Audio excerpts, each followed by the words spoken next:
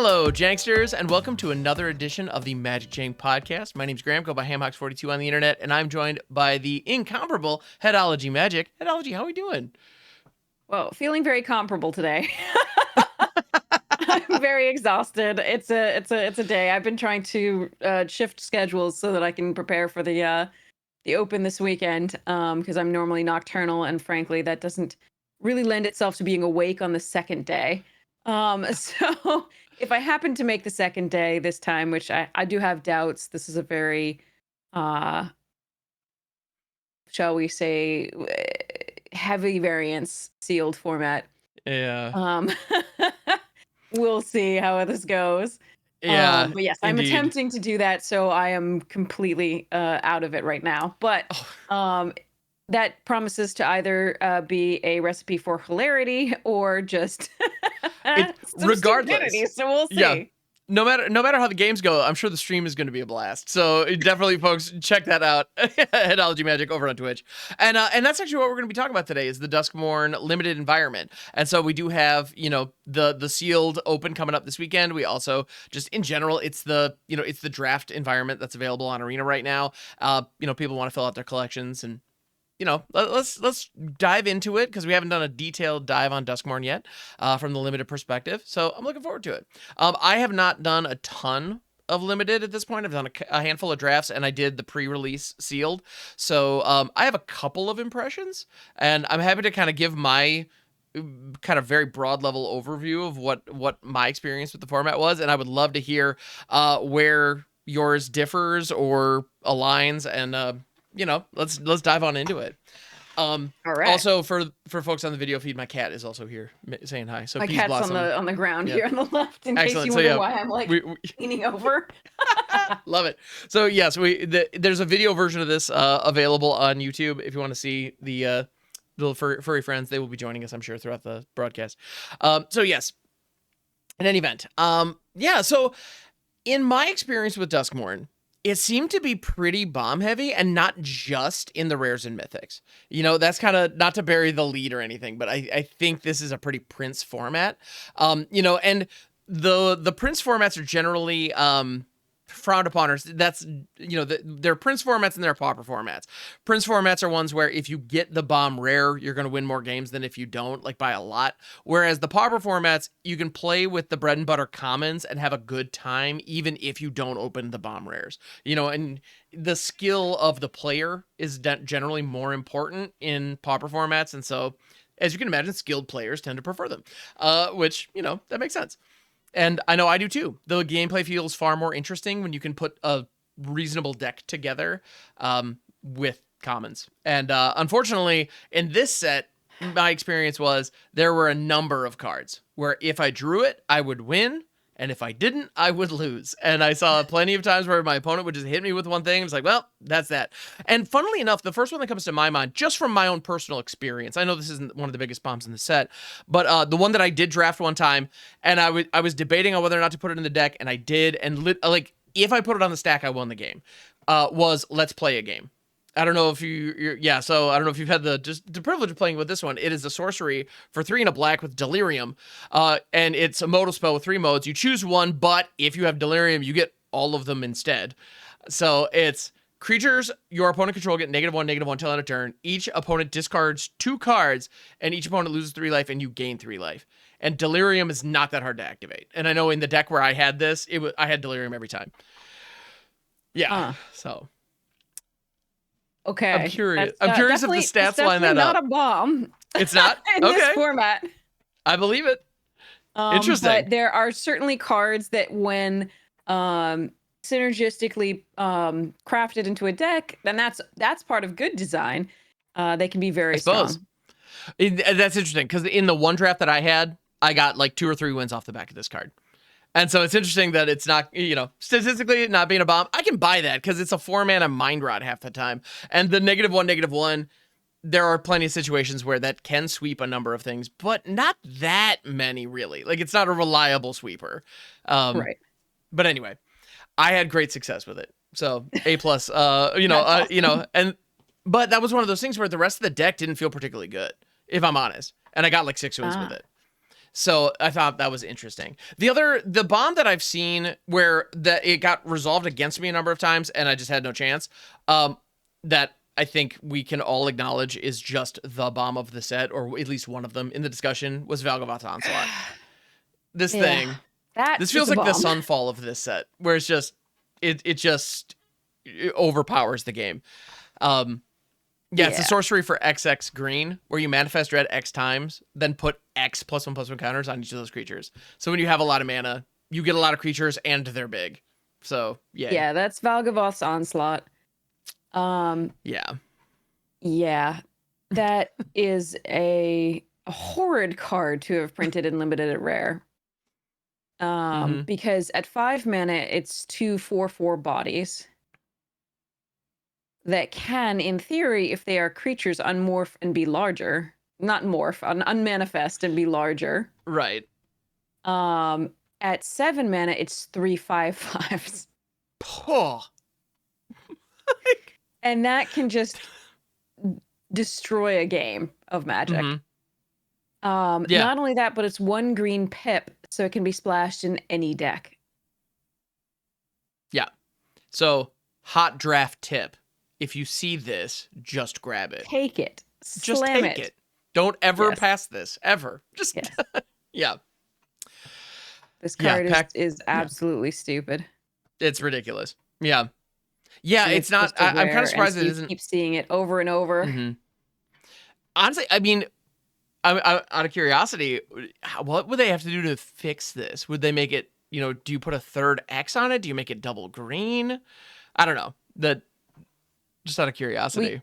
You don't print this in limited. It's rare ever.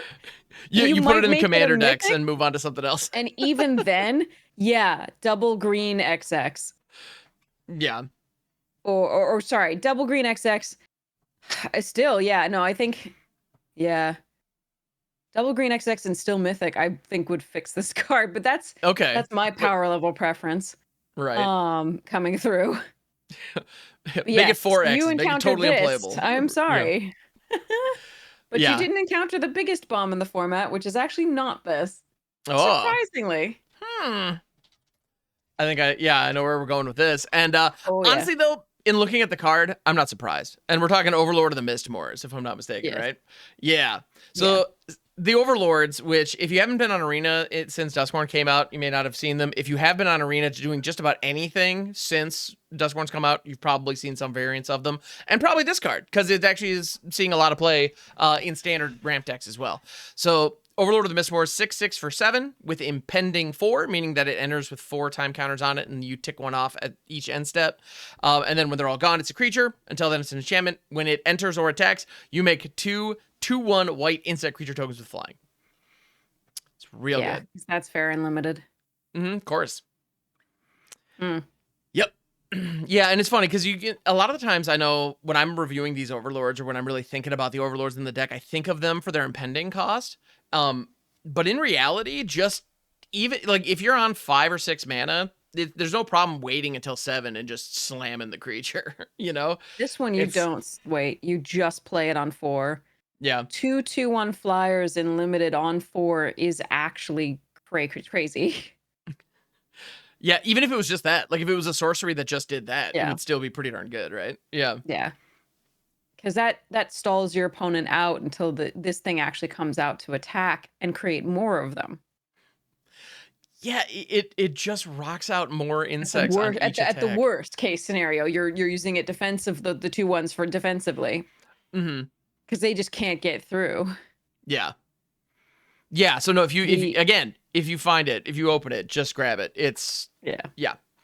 Even like pack 3, figure it out. But the percentage is actually of like the game drawn win rate is not that different between the two. Really? But it's different enough that it is it's worth noting. Overlord of the Mistmoors game drawn win rate on 17 lands is 69%. Nice. For reference, because I know we all love to hate this particular card, Sunfall was 68.3%. And that was And that was an egregious. unheard of bomb. Mm-hmm. Nothing had come close to that in game drawn win rate, as far as I know previously. And here we are, just a little better than that. Yeah. That is insane. Yes. Wow. All right.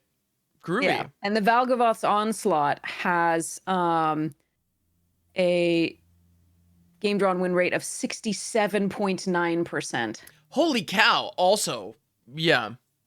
Yes. Okay. So bomb heavy. So we're is a talking fair... 69%, which is above Sunfall, 67.9%, which is just below Sunfall. And this is a rare. That's not even a mythic. Yeah, the Overlord is a mythic, but the Valgavoth's Onslaught's just a rare. Yeah, nuts. Yeah. So anyway, so if you're looking for stupid cards, absolutely stupid cards, this has them. It has them in spades, and we'll talk more about the rest of those. But your intuition was correct. It is a Prince format. Yeah. Which makes it less interesting to me because that doesn't lead usually to the type of games that I love, wherein it's about incremental advantage and making good decisions and having a lot of decision points. Because it's also actually a fairly fast format, turns out. Oh. Yeah. Interesting. It's not as fast as Bloomborough, but it's close. So, and the only ones faster than Bloomborough were 1 and MH3.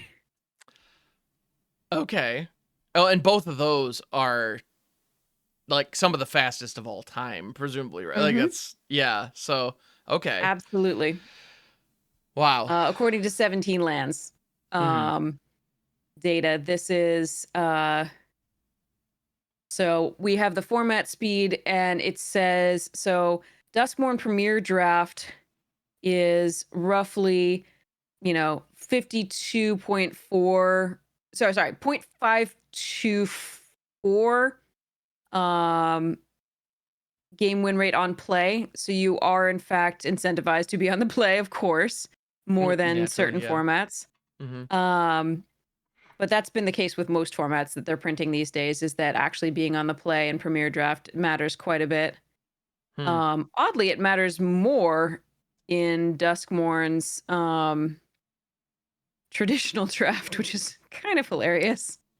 That's interesting. So yeah, best of 3, it's more impactful than in best of 1. Huh. Yeah, which is unusual, or at least feels like it should be unusual. I'm not sure it actually is unusual, but yeah, Duskmourn traditional draft is like 0.532, something like that, on the play.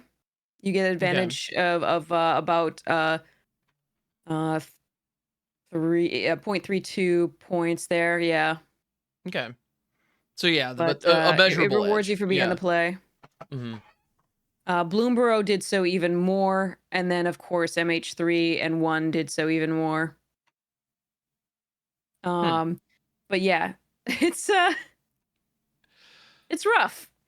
Additionally, yeah, Lord of the Rings traditional draft, for whatever reason, looks like it ended a little bit earlier than Duskmourn as well, which is interesting.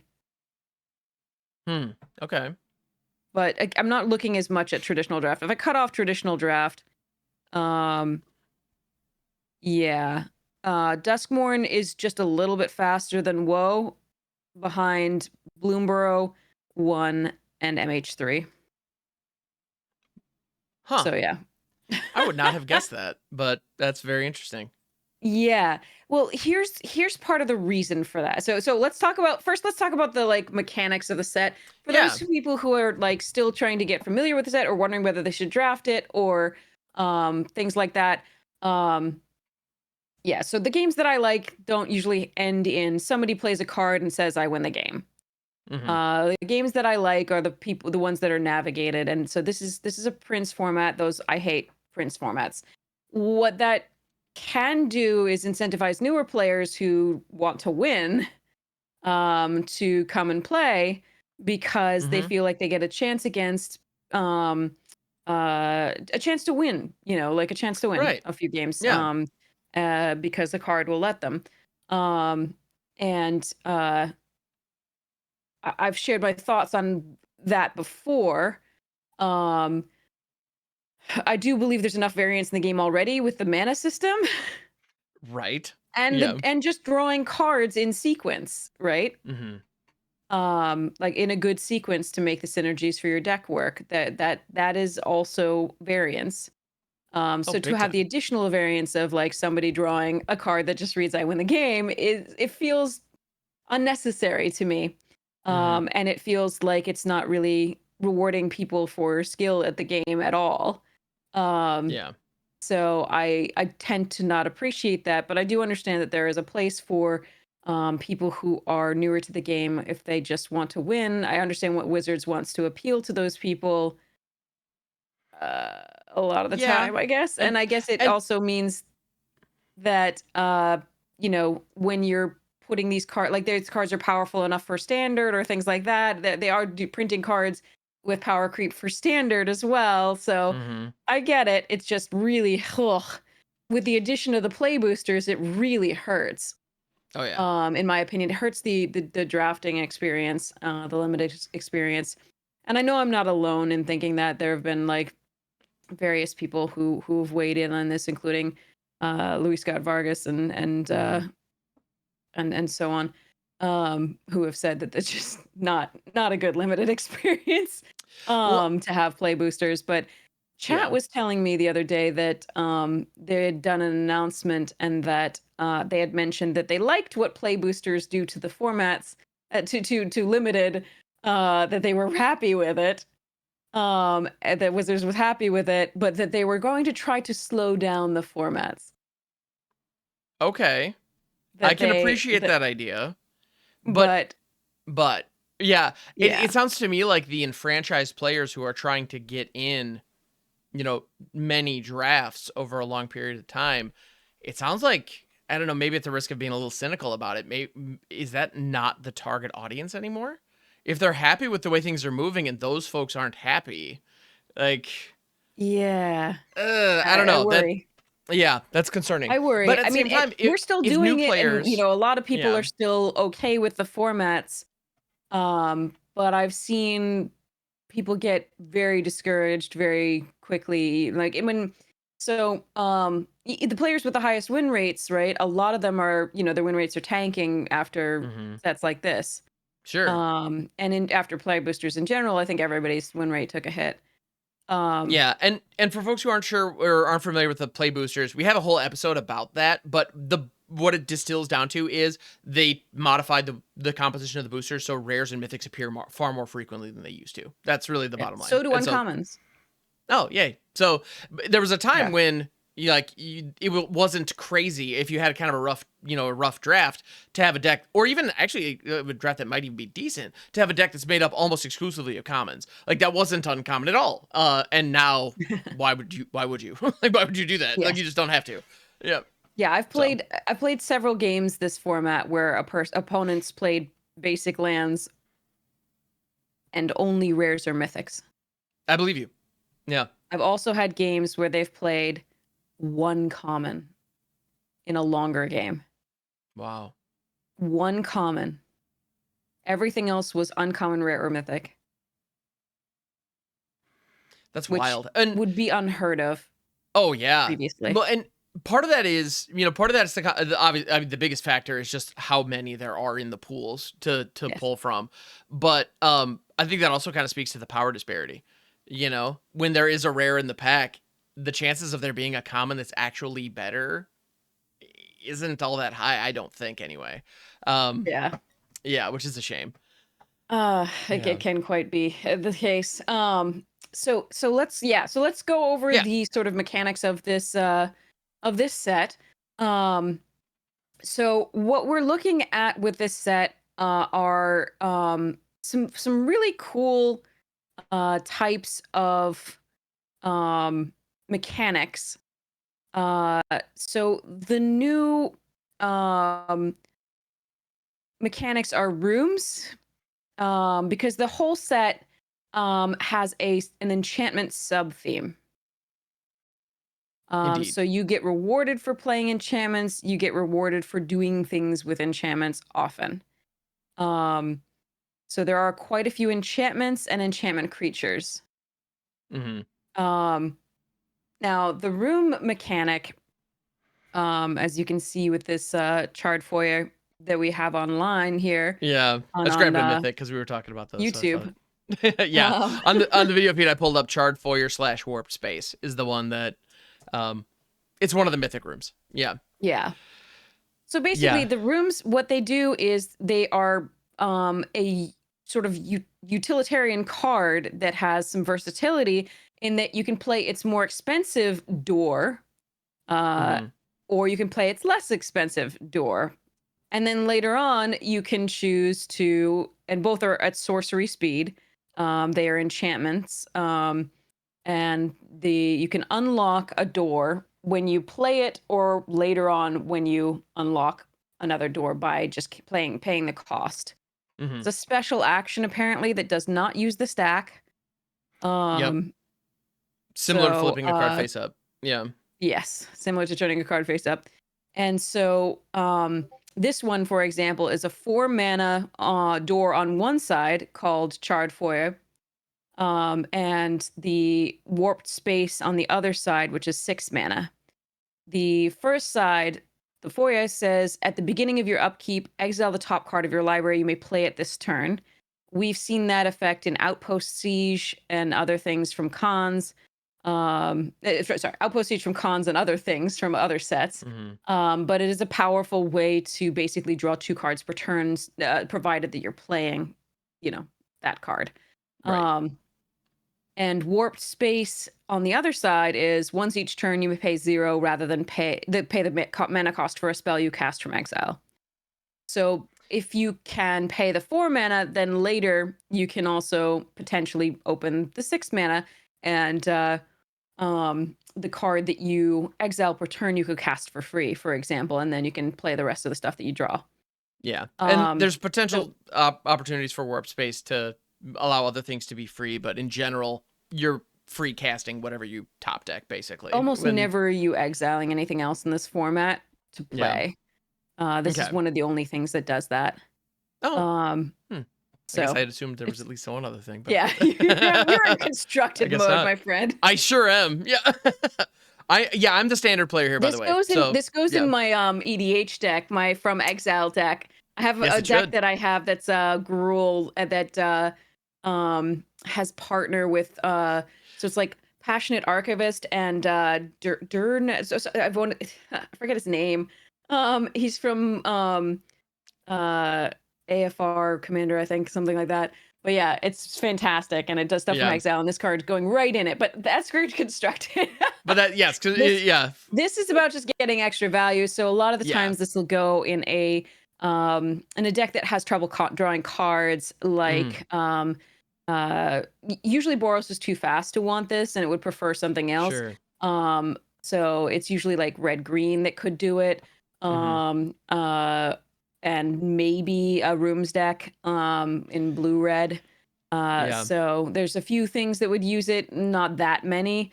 Because again, like I said, we'll talk about Boros in a sec, but right. But yeah, so doing nothing on 4 is a little rough in this format if you have to be prepared for certain decks. Funnily enough, I think I found it is value. I think I did find a mythic that you might pass for an uncommon or a common in the set. Sometimes it's a good card. It's a good card. It just depends on the deck and whether your deck synergizes well with it. But on the topic, what you have to be prepared for in the format. Right. On the topic of rooms, though, I'm curious. What are some rooms that you would prioritize? What are, if you see them in a pack, what are the rooms that you're really diving for? Well, all of this does depend on what deck you're building. Sure, absolutely. Of course. Yeah. Well, because they're all very situational in how they behave. Yeah, absolutely. But one of the best common rooms is the grand entryway. So this is one of the things that makes a ton of decks work. Especially the blue-white enchantment deck, which we'll talk about in a sec. Yeah, oh yeah. But yeah, so this is a really good one. We'll talk about like the best cards for each kind of archetype as we go through them. But yeah, this is a very powerful little room. Grand entryway is 1 and a white. When you unlock this door, create a 1/1 white glimmer enchantment creature token. And then when you unlock the elegant rotunda on the other side for 3, 2 and a white, you put a +1/+1 counter on each of up to 2 target creatures. Because a lot of the things when the doors and things like that, there's a lot of the stuff in here that cares about not only playing an enchantment or an enchantment coming into play, so usually an enchantment coming into play, not cast, but not on cast usually, but or unlocking a door. So that's the trick with this is like you can get 2 enchantment trigger type things out of the doors in the rooms because each room has 2 doors. Well, and interesting enough, I mean, check me if I'm wrong, but if you have an eerie trigger, one of those that goes off when enchantments enter, if you play the grand entryway, it enters the battlefield and then produces the glimmer token. You would get that trigger twice, right? You get 2 triggers, 2 eerie triggers, yes. That seems pretty great. Rooms. So let's just go the mechanics really quickly first. Yeah. So these rooms. There's a lot of rooms, and they are all pretty interesting. There are weaker ones and stronger ones, but those are the rooms. They enable various synergies for enchantments, but this is just how they work. That we do there. Now the next thing is impending, which you can see on the overlords. That we talked about a little bit, but basically you can pay the lower cost, which is their impending cost, to put them onto the battlefield as an enchantment, not a creature. And it has time counters on it.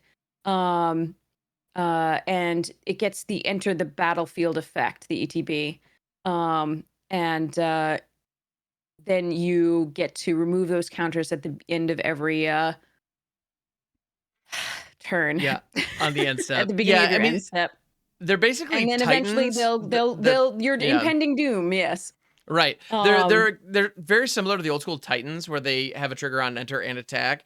But they have like this suspend mode where you get the one this way to trigger, get an effect sooner and then the creature later that can then attack and get the effects again.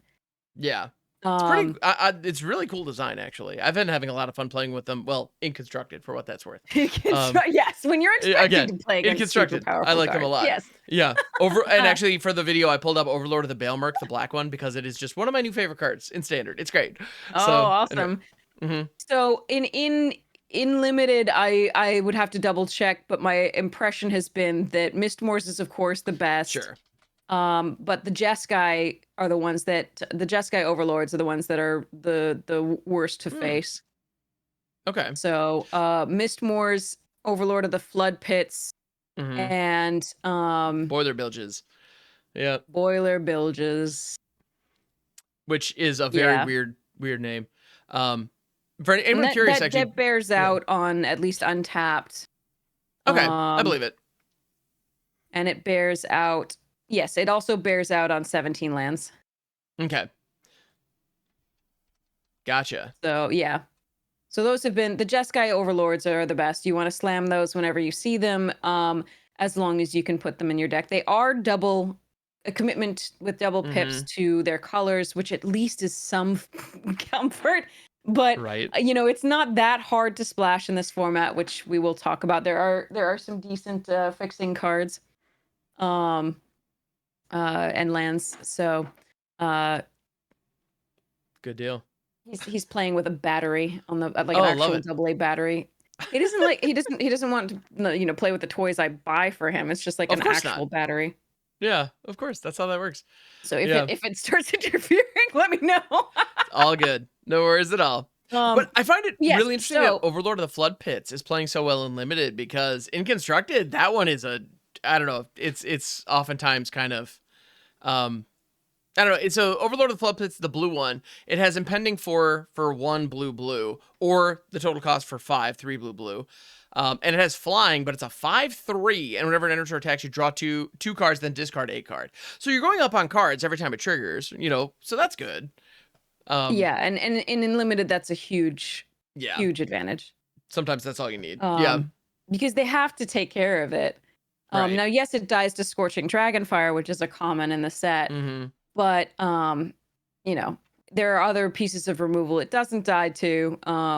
There's a small one that's -2/-2. Like, sorry, not -2/-2, but 2 damage. You gain 2 life in black that doesn't take care of it. Right. Almost all the other removal in black will take care of it, but there's just a few things that won't. Okay. So, but it's just that card advantage is so huge because by the time it's actually coming into play, you've got enough cards amassed in your hand that you've probably played other threats. Right. That it's just an additional 5/3 that can then get even more value. Oh yeah. Well, So and there's a lot going on there. well, But and that's mechanically impending. too. Yeah. So that's impending. And honestly, I feel like Overlord of the Flood Pits is a great time to talk about Delirium if we want to go there, because Well, then it has an well, opportunity to. we should definitely talk about mana. There's a lot of stuff that we can talk about that aids True. delirium, but we Yeah. probably want But to talk about graveyards matter. Manifest Dread first. Okay. We can do that. Absolutely. So Manifest Dread is basically Manifest, the old mechanic, which allows you to turn a card from the top of your library face down as a 2/2 creature. If it's a creature, you can turn it face up at any time for its mana cost. Again, that's a special action, does not use the stack. You cannot respond to it. Mm-hmm. If the creature then flips up and has some sort of effect when flipping up, like once it flicks up, if that triggers an ability, then you can respond to the ability trigger on the stack, but you can't respond to the flipping up of the creature. Yep. So if you decide to block the So 2/2 and it flips up into a 5/5, tough luck. yeah, It's yeah. yep. You can pump your own creature later, Yeah, but but like that's yeah, you can work with that now, and you can but that's kill the that situation creature you're in. after it flips up, but you Yep. can't actually kill it with 2 damage Right. in response to it trying to flip up. So Mhm. yeah, so Manifest Dread adds something to that.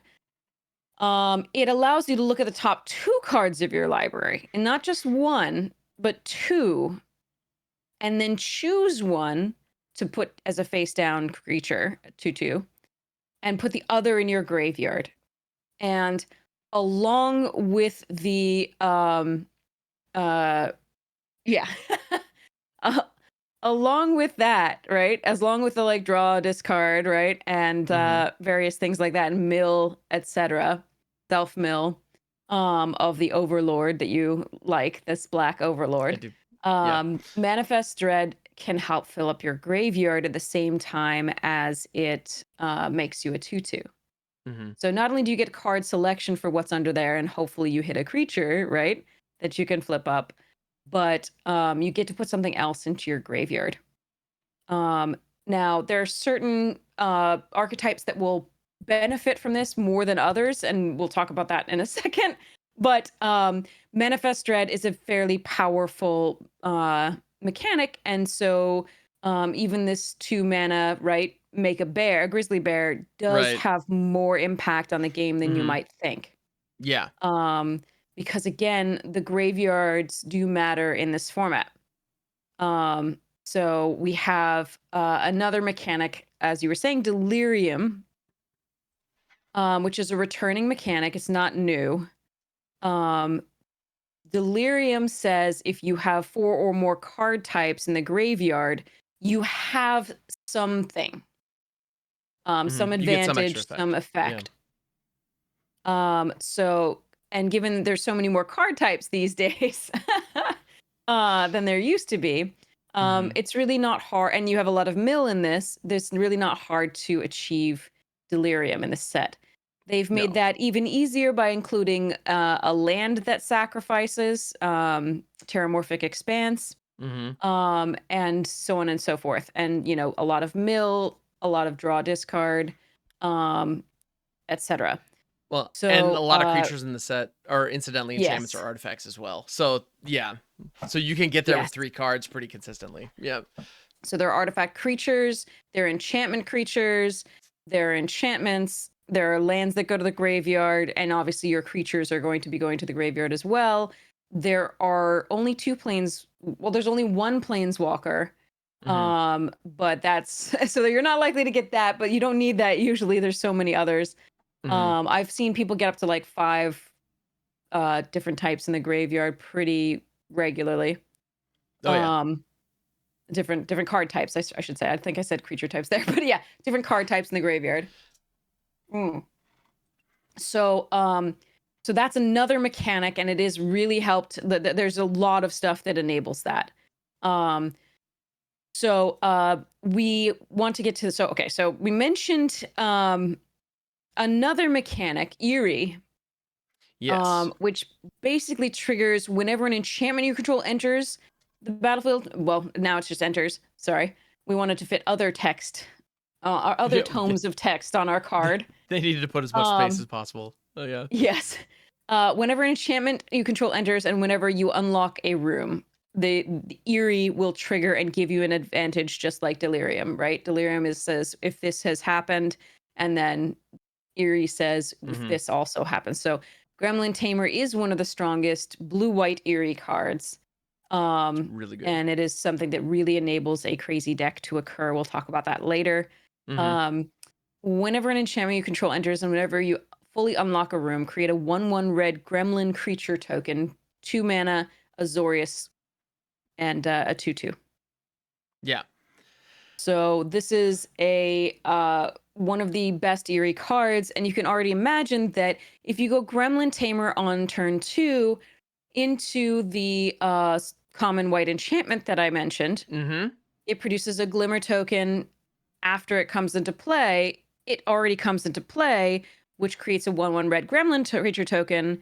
Then it creates a Glimmer token. Then that creates another 1/1 red Gremlin creature token. So you now have on turn 3, you have 5 power on the board in different bodies that go wide.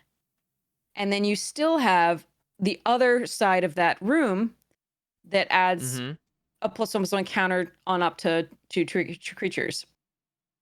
Yeah, So I mean that hurts trying to think of how I would block that. You know, like what do you do? Because that's quite the swarm coming at you pretty quickly. it's quite a lot of power very quickly on the board, and you can imagine that with some mass pump effects, which there are, no charges, so to speak, but there's a Lionheart Glimmer at uncommon that pumps all your creatures, attacking creatures. Whenever you attack, your attacking creatures get +1/+1. So that can be a finisher in that deck, among other things. Sometimes you can just swarm them, though, honestly. Like with 1/1s, it's not that big a deal, just like sacrifice a few of those. Yep, absolutely. Just to get the job done. So, but Eerie, that is one of the Eerie mechanics and one of the better. I think that's the best deck in the format by a lot of different mechanics, but measurements rather. I think that one, according to 17 lands, the color stuff, Azorius is the winningest deck at 57.9%, followed by Boros at 57.8%. Both of them are aggressive decks. So when I say the format is fast, it has decks that can play longer games and that would like to play longer games, but those decks in best of 1 have to be prepared to deal with these decks. And since there is quite a bit of removal, you also have to be prepared to play a lot of small creatures to be able to block these. Sure. So you have to be prepared to answer an aggressive deck. And so Pyroclasm takes on a whole new level of meaning. It is in the format, but it is you can only access it in red. And it's not the card people are usually splashing for. So again, there's not a lot that punishes go wide synergies in this. There's a special guest Wrath Damnation in black. I actually didn't realize that was in there. Okay. Yeah. Which, you know, it's a special guest, so the chances of actually finding it are pretty low. But if you do find it, agreed. Great. This isn't one that necessarily you play around unless they really look like they have it. So I have had this played against me. Fortunately, it wasn't. So there's a couple more. So okay. Yeah. So there's Damnation, there's the Pyroclasm that we talked about, which is kind of a mini Wrath. It depends on, it'll only be good against certain decks. There's the room. There's a white-blue room that removes all creatures with power 3 or greater. I don't remember what it's called, but Right. I can find it very fast. It is the Restricted Office. Yes. And now people don't take that very highly, just because, again, it does not a lot against Boros and the Gremlin deck, usually. Yeah, a sweeper that only hits big things. That's not... Yes. Yeah, that's awkward. It just is. So honestly, they don't take that frequently. It is a surprise when this shows up, but sometimes it does. Because especially the lecture hall is useless. For the most part. Other permanents you control have hexproof. If you're already winning the game, if you're paying that, it's for 7. Like that's just more of a constructed card for like EDH or something. Yeah, I mean that's like low power commander is what that looks like to me. But unless you're doing something with like ghostly dancers to unlock it or something like. But I don't know. You got to be going hard on rooms to want to do that. Yes. I think. Yeah. So and is there another one? Let's see. Well, there's the card that is absolutely not a bomb that makes me really happy. Let's play a game. -1, -1 to everything. Yeah, -1/-1. That one's there's a time still that gets. Not usually you have to make not this amazing. work by attacking into their creatures and they're expecting something else. Yep. But yes, that is definitely the Let's Play game is definitely something that you could do. Yeah, it takes a little bit of work, but it takes a little bit of work to make work, but yes. Yep. So I feel like I'm forgetting one. The white 3 and above, Damnation, Pyroclasm, -1/-1 there off the Let's Play game. I'll think of it at some point if there's all good. Something that I'm missing. And if you are screaming at your phone right now, please hop in our comments. Yeah, hop in our comments. Let us know. I'm just blanking if there was one. Oh, I think I found one. That's pretty relevant. Oh, you did? Split Up. Split Up. That's the one. I knew. Yeah. So boom, this one's situational in that, destroy all tapped or destroy all untapped creatures for 1 and 2 white, and it's a sorcery speed wrath. And I have had this get me once, but it's a little situational because again, a lot of the time your opponent's gonna have a mix of creatures tapped and untapped, so you're gonna have to figure out what's worth it. And again, you're gonna have a mix of creatures tapped and untapped sometimes. So it does require a little bit of doing. It's less of a guaranteed wrath than of course Damnation.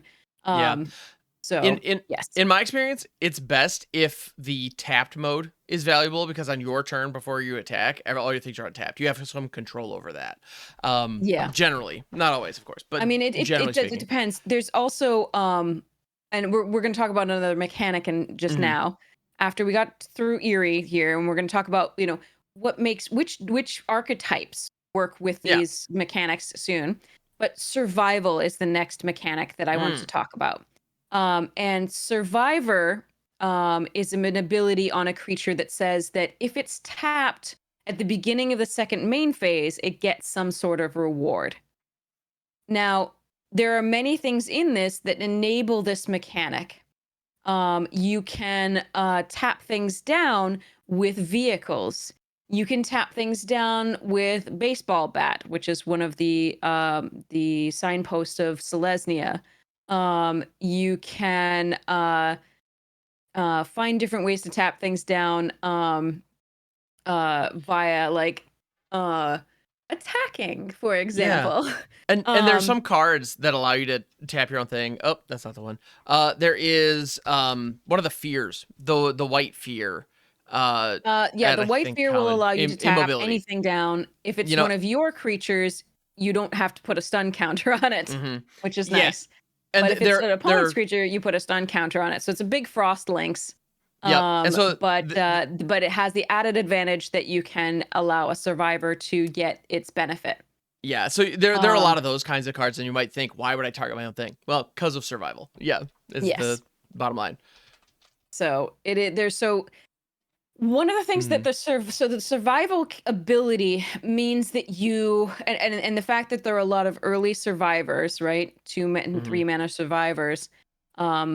and not that many late game survivors. Mm-hmm. Haha. Yeah. Fitting. Yeah. Thematic. Yeah. Does mean again that if you don't want things to spiral out of your control, you have to have early game, again speeding up the format. So this Defiant Survivor that you've pulled up is one of the ones that snowballs Mm-hmm. very hard. Yeah, it's really good. Yeah. If you can get this tapped, you get a free 2/2 Yeah. at the You beginning manifest of your dread. second main phase. Mm-hmm. So it is extremely rough to be on the draw against this card and have it tapped against you on turn 4. Mm-hmm. Because that's a free 2/2 that can then be something bigger if it was a creature. And they've filled up their graveyard a little bit for whatever value's there. Mm-hmm. And for either delirium or recursion or things like that. So it is a one that can very much spiral, and it's not even a rare. Yeah. It's an uncommon. Yeah. Well, and it So went at the pre-release, the one pre-release I went to, this was the deck that I ended up making. And this deck is yeah, it's quite strong. And it was really handy because almost all my rares were like ley lines or weird, very situational things. And I didn't open any of the bombs. And so I was trying to make it work. And in my experience there, the Defiant Survivor, I had one in the deck, and if it showed up, that was like, it was nuts. But the other one that actually was critical was Orphans of the Wheat. Because if you have an Orphans of the Wheat on 2... is one of the ways you can tap things down. Yep, Orphans of the Wheat on 2 into the Defiant Survivor on 3 is silly. Like, it's really it's good. a 1 and a white for a 2/1. That whenever it attacks, tap any number of untapped creatures you control. It gets +1/+1 until end of turn for each creature tapped this way, which means that it gets big enough, especially with those go wide decks like the Gremlin Tamer deck that we talked about. It gets big enough to be an actual real threat while at the same time enabling your survivor synergies.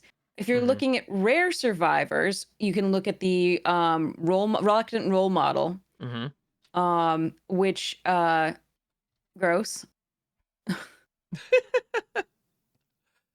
Yeah. It's a 1 and a white for a 2/2. It has survival.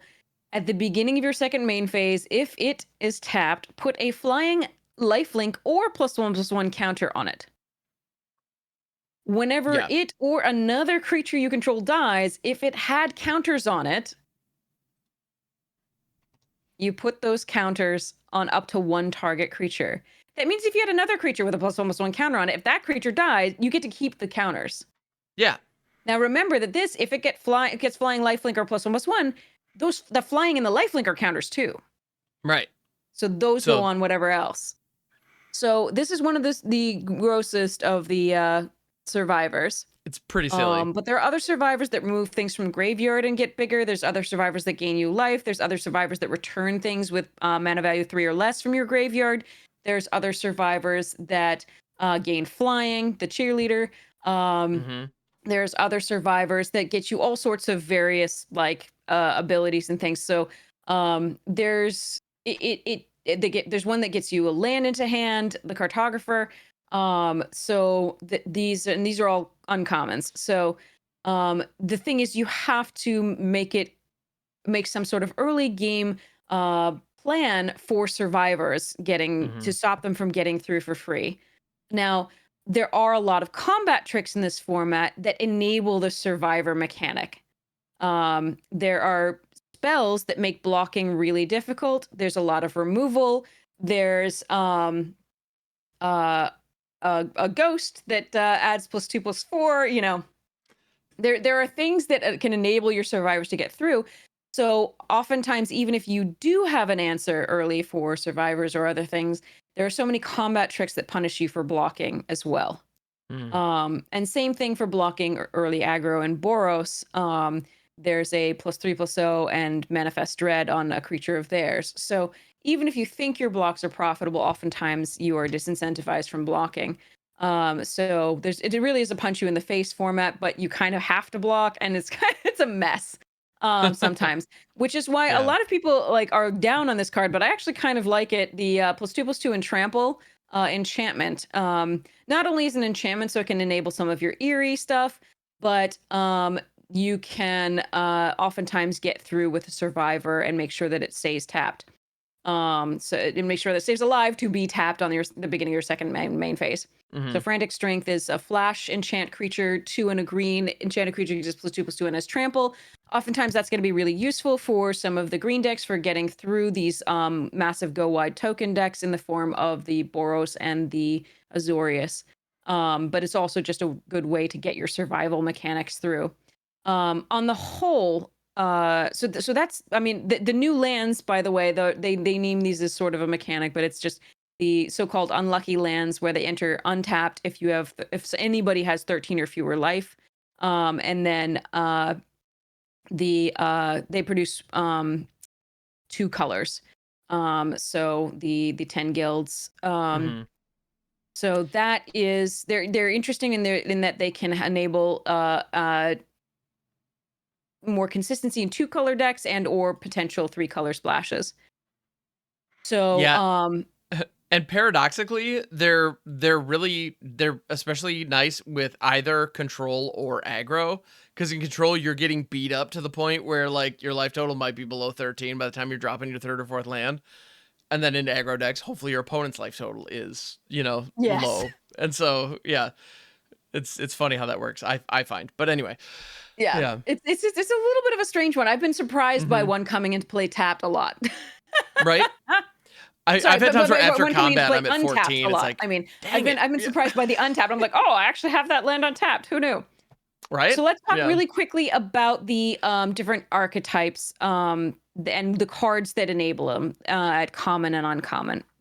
I okay, don't want to talk about the rares just yet in we'll mythics. get there. So let's talk about that most powerful deck according to game win rate is the Gremlin Tamer Azorius enchantment deck, Eerie deck.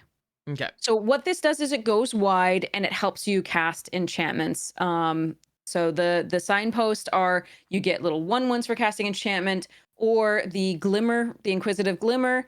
It makes your enchantments cost 1 less to cast, and it makes your unlock uh, costs 1 less as well. Hmm. Um, and so what that means is you can play rooms and enchantments earlier, and you can unlock the doors earlier as well.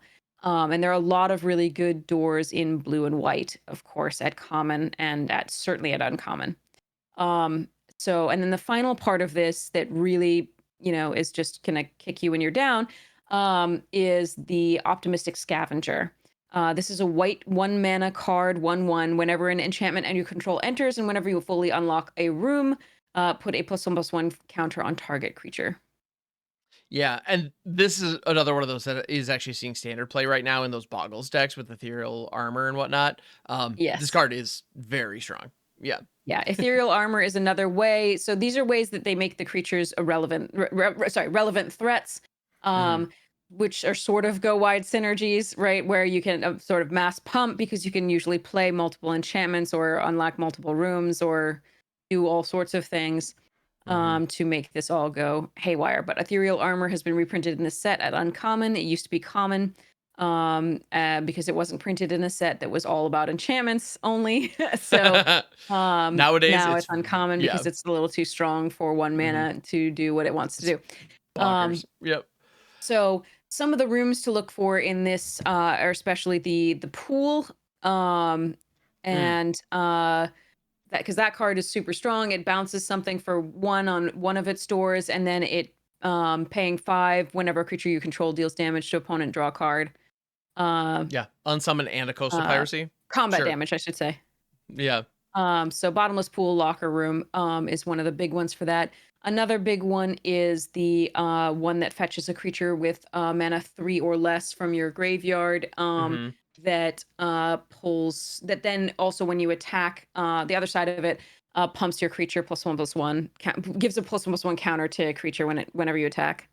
Yeah, the hospital room or surgical suite are those. Yep. Yeah. Yeah, very strong. So those are 2 really good ones with that at uncommon. Obviously, there's like plenty of good stuff to be playing with this Oh deck. yeah. Um, There are some other creatures that enable it. There's just, a lot of enchantment creatures. One of the things to be really interested in this deck as well is the Fear of Isolation, I believe it is. It's a 2/3 flyer that is an enchantment creature itself, but it bounces a permanent you control, so you can reset a room and replay a room, for example. Or you can pull something out from underneath an enchantment that is that an opponent has used to try to remove it, etc. So there's a lot of enchantments that are removal, and there's a lot of enchantments that are just creatures. So you're playing, and then you have these rooms. You're just playing enchantments, lots of enchantments, and you're getting value for it. Yeah. So that's the Azorius archetype, which is currently the strongest of the decks. Just because it is the strongest doesn't mean that you should draft it necessarily. If you see if none of the cards are open, if notice you're fighting for it, you're going to want to switch into something more available, because oftentimes a mediocre version of a particular deck, if you're not getting the more powerful and more enabling uncommons, is not going to be as good as going for a slightly less powerful deck but getting all the cards for it. Absolutely. Yeah, because I mean, a lot of the stuff that we're talking about is great if you have a Gremlin Tamer. And it can still be decent without it, but it's going to be tougher to get there. Gremlin Tamer is good, very good. You can do this deck without it. But it's just it's very good to have. Yeah. But if you aren't seeing any of the like really most powerful pieces of it, you're going to be a little upset. So speaking of the enchantment based removal, I want to say the white enchantment removal is that's best is 1 and a white, and you cast it on your creature. It's an aura, sheltered by ghosts, and it removes your opponent's creature. Non-land permanent. Usually it's going to be a creature, but non-land permanent. You can take out a room. You can take out whatever you want, an artifact, whatever. And so your creature gets +1/+0 and has lifelink and ward 2, so it's harder to get rid of. But you can get rid of opponent's creatures here too. And it's just a really cheap way of doing that. If you don't have a creature, you're out of luck, but still it is a very powerful effect, especially with if by playing it and getting it onto the battlefield, you trigger Eerie. So there's another one that's a 1 and a blue, that the quiet one, that then that taps down a creature, which again is bad against survivors. Very bad against survivors. Stay hidden, stay silent. When it enters tapped enchanted creature, it's a sleep effect. Enchanted creature doesn't tap during its controller's untap step. You can pay 6, 4 and 2 blue. Shuffle enchanted creature into its owner's library, then manifest dread, activate only as a sorcery. But again, this is very bad against survivors because they're just going to be getting their triggers over and over again. It's not bad against a 2-mana like cheerleader, but it's very bad against anything else that has survival because they just keep triggering this until you can pay the 6 to get rid of it. It's not as good as Sheltered by any stretch. I find it absolutely. I find this card kind of interesting because when you compare it to cards like Charmed Sleep, which used to be like a perfectly playable, version of this effect, 1 it and was 2 one blue, yeah. and you didn't have any of this extra upside, Yeah. Anyway. It's their power creep is impressive. It's real. Those are a couple of pieces of removal that really synergize with the enchantment deck. So there we are. So that's Azorius. Yeah. Good stuff. Let's talk about Orzhov next, which has a mechanic that we really haven't talked about yet. Orzhov has Reanimate. So Rite of the Moth is one of its signposts. Return target creature card from your graveyard to the battlefield with a finality counter on it. So this is a 4-mana return target creature from your graveyard to the battlefield, as opposed to any graveyard, which Reanimate is. But you're right. 1 a white and 2 black for that. And then it also has Flashback, which is 3, 2 white and a black. And that will enable you to get back some really big, crazy things. One of which is Valgavoth. I mean, yeah. Go for Valgavoth. Valgavoth is a stupid card. It's dumb. At 9 mana. It's also a stupid card at 4. Yeah, it is. So that's the dream. right at the Moth Valgavoth. But my current standard deck that got me to Mythic last season is using that. It's insane. Talk So about a Valgavoth card that Terror says I Eater. win the game. Valgavoth Terror Eater Yes. is that. Big time. Valgavoth Terror Eater says a 9/9 4/9 6 and 3 black. Flying lifelink, ward, sacrifice 3 non-land permanents.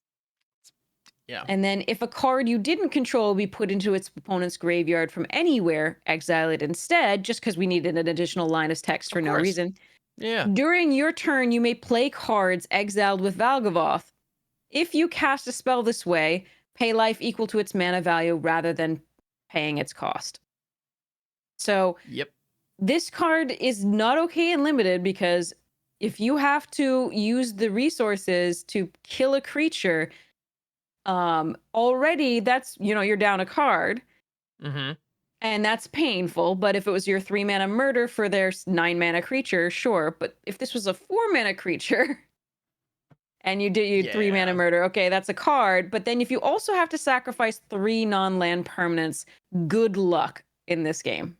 Clean 4 So 1. Valgavoth even hard cast, and yes, it's a faster format, and usually the games are over before this is going to be cast, but sometimes not. If you have a really good controlling deck and you can get this out on turn 9, it's still going to be damn hard to deal with, and it can just read I win the game. Oh yeah. So I have beaten this card by sacrificing 3 non-land permanents before, but I was so far ahead, it was unbelievable. Sure, I but have that's also what needs lost to to this happen. on turn 5 because usually that's when it's actually going to go be a problem. You can get it out in theory turn 4. Here's how. There's a goat in this format, and I don't mean like the goat. I mean a goat that turns into a demon by discarding a card and paying 3. It is called Possessed Goat. It is for 1 mana. It's a 1/1. It's a white card. You can pay 3, discard a card, put 3+1/+1 counters on it, and it becomes a black demon in addition to its other colors and types. Activate only once. So you can use that to get Valgavoth into the graveyard.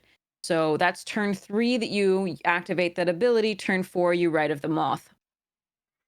Yeah. Now, seems good. More frequently, though, what you'll see is the following.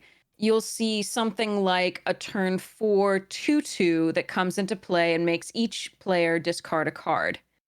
If you were the player that discarded a card this way, if you were a player that discarded a card this way, you get to draw a card. It's a fanatic, I think. Okay. It's a black card, 3 and a black, 2/2. And that usually occurs, and you get to discard a card, and Valgavoth goes to the graveyard if it was in your hand. And then the next turn on 5, you play Valgavoth's Faithful because reasons. Yeah, that's another one. The fact and then you immediately sacrifice it. It's a 1 mana, 1 black mana, 1/1, but you can pay 3 and a black, sacrifice it, return target creature card from your graveyard to the battlefield, activate only as a sorcery. So usually that's what's going to come down there. The other option is the kill spell / reanimate spell at 5, which is 3 and 2 black. Either kills a creature, you can choose one, kill a creature, destroy target creature, or return target creature from the battlefield to play at instant speed. Yeah, so, live or die. This card's insane. Live or die. I adore it. And that is a gross one as well. So the reanimation, there's also a common reanimation spell at 5 that is a white spell, 4 and a white, and brings a creature card from your graveyard into play. You gain 3 life. Emerge from the cocoon. So this is emerge from the cocoon. It's a sorcery speed reanimation spell. So the reanimation, there's a lot of options for reanimation to do things. And there are quite a few ways to get things into the graveyard, including Manifest. Manifest plays a huge role in this, as we saw. Manifest and Self-Mill will also do this. There's a card as well at Uncommon that allows you to basically impulse for 3 mana, 2 and a black. You look at the top 4 cards of your library, you can put 1 into your hand and the rest into your graveyard. And then you gain 3 life.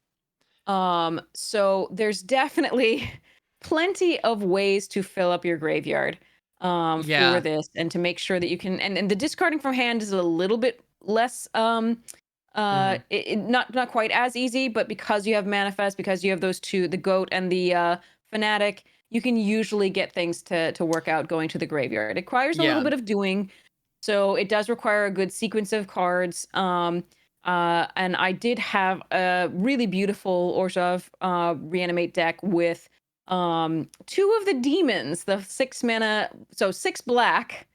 It's a 6/6 demon that draws you an extra card on your upkeep or something like that.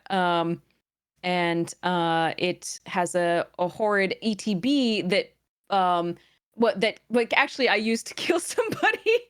No, not miasma. Okay. It's a rare. I forgot what Is it's it the called, Doomsday but it's Excruciator? a fun one. This guy? Yeah, Doomsday Excruciator. That's the Doomsday one. 6/6 Excruciator. This flying. thing's When it it's like enters, silly. if it was cast, each player exiles all but the bottom 6 cards of their library face down. At the beginning of your upkeep, draw a card. So you will mill faster than they do unless they're drawing cards for some other reason. If you cast it, if it ETBs. But if you but- reanimate it. But yes, if Yeah. it ETBs and you were cast it. But if you reanimate it, that doesn't happen. You just get a 6/6 flying that you draw an extra card at the beginning of your upkeep. Sweet.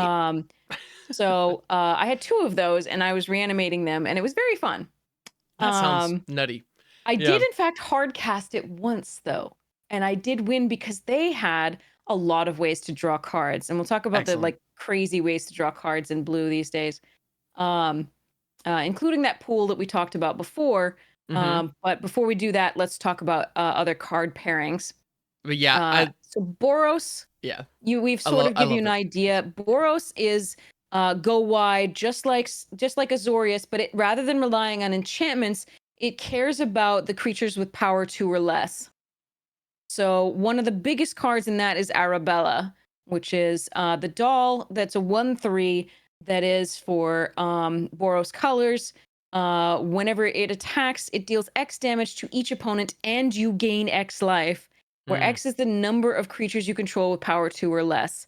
And Boros makes it very easy to have to flood the board with a ton of creatures with power 2 or less, get in with this and have it do like 7 damage for a 14-point life swing, because you're gaining that life as well.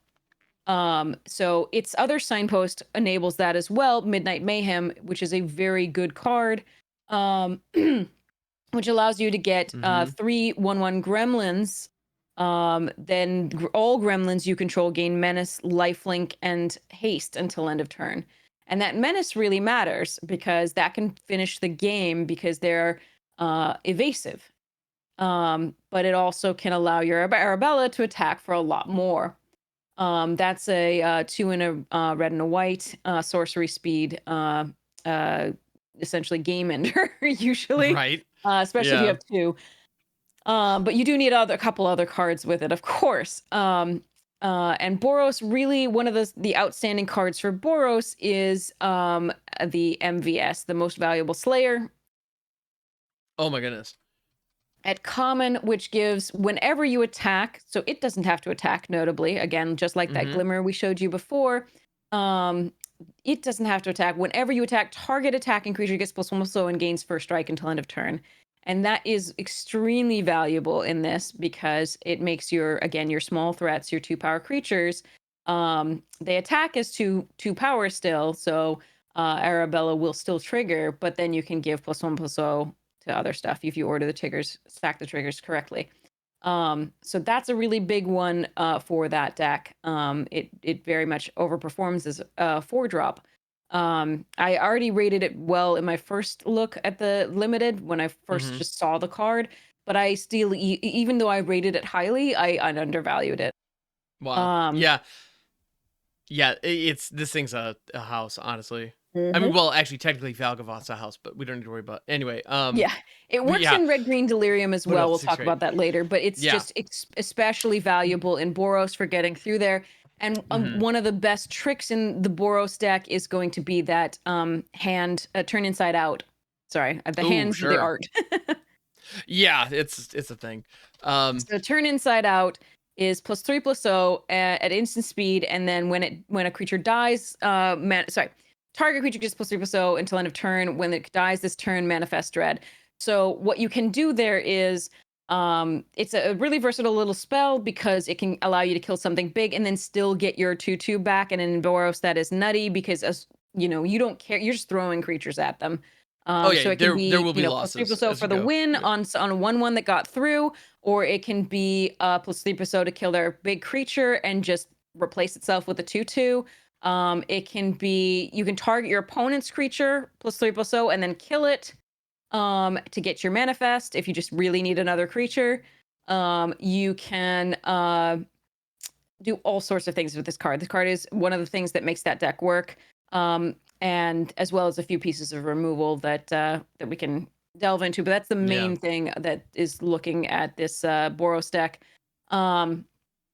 So the next one is Selesnya. Selesnya is among the weaker, the middle slash so of these. We'll talk about the rankings in a bit. But Okay. Selesnya is the survivor deck. And I have trophied with it a number of times, oddly, because it seems to be one of the, mid tier of these. And one of the things that is rough about Selesnya is that a lot of the survivors that are best in it are the single colored ones. Its signpost, the Shrewd Storyteller, is actually not that good. Which is a The shame. baseball bat Yeah. is good, but the Shrewd Storyteller, which is 1 a green and a white for a 3/3, which has survival at the beginning of your second main phase. If Shrewd Storyteller's tapped, put a +1/+1 counter on target creature. It can spiral if your opponent has nothing, but usually a 3/3 for 3 that's hard to cast is not good. And that's Mhm. the case with this. Even if it rarely gets to attack profitably, unfortunately. It's fine, but it's not as strong as a lot of the other signpost uncommons. Like in its deck for what it wants to do, you're actually fighting over the white survival creatures usually, and the green survival creatures with other green and white decks. So like you're Sure. fighting for the white ones with Boros a little bit, and with the enchantment deck, you're fighting for the green ones with Gruul and Simic and so on and so forth. So it's just, yeah, and Golgari, Yeah. and it's just a little bit rough because a lot of the things that it would value most, like the Reluctant Role Model, etc., are going to go in any of the other white decks, and like the Yes. cheerleaders, any of the other white decks, and so on and so forth. So it's just Mhm. the ones that get the 3 mana back, Yep. the ones that produce a glimmer, right? The 3/3 that produces a glimmer. Right. That's 2 and a white. That one's much better because the what you get for attacking with it is either the 1/1 glimmer, or if you already control a glimmer, you get to draw a card. So a Glimmer Mhm. Seeker. It's just really, really good. Um, so again, I think that's part of what cripples Selesnya is that so many other its best cards aren't its signpost a Right. lot of the time. Except for Baseball Bat does enable the survivor mechanic pretty well, which is when it enters, it's an equipment for Selesnya colors, white and a green. When it enters, attach it to target creature you control, and equipped creature goes +1/+1. Whenever equipped creature attacks, tap up to 1 target creature. So you can use it to get through by tapping opponent's creatures, or you can use it to get your survivor mechanics to work by tapping your own creature.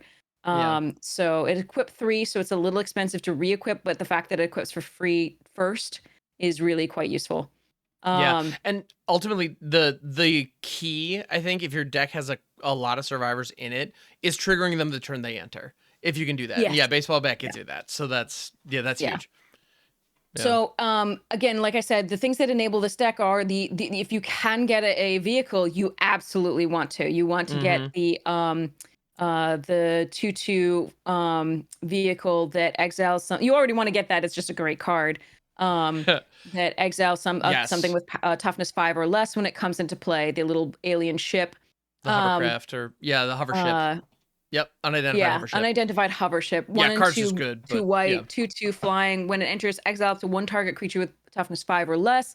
When it leaves the battlefield, the exiled card's owner doesn't get it back. They just manifest No. dread. Yeah. And it crews for 1. So again, remember you can crew up to, you can crew for 1,000,000. You can tap Mhm. all your creatures to this and get all your survivor mechanics triggered. The other thing is the hedge Oh, the shredder, I think it's head called. shredder. Yes. Yeah. which is a 5/5 vehicle that allows you to and cruise for also for 1.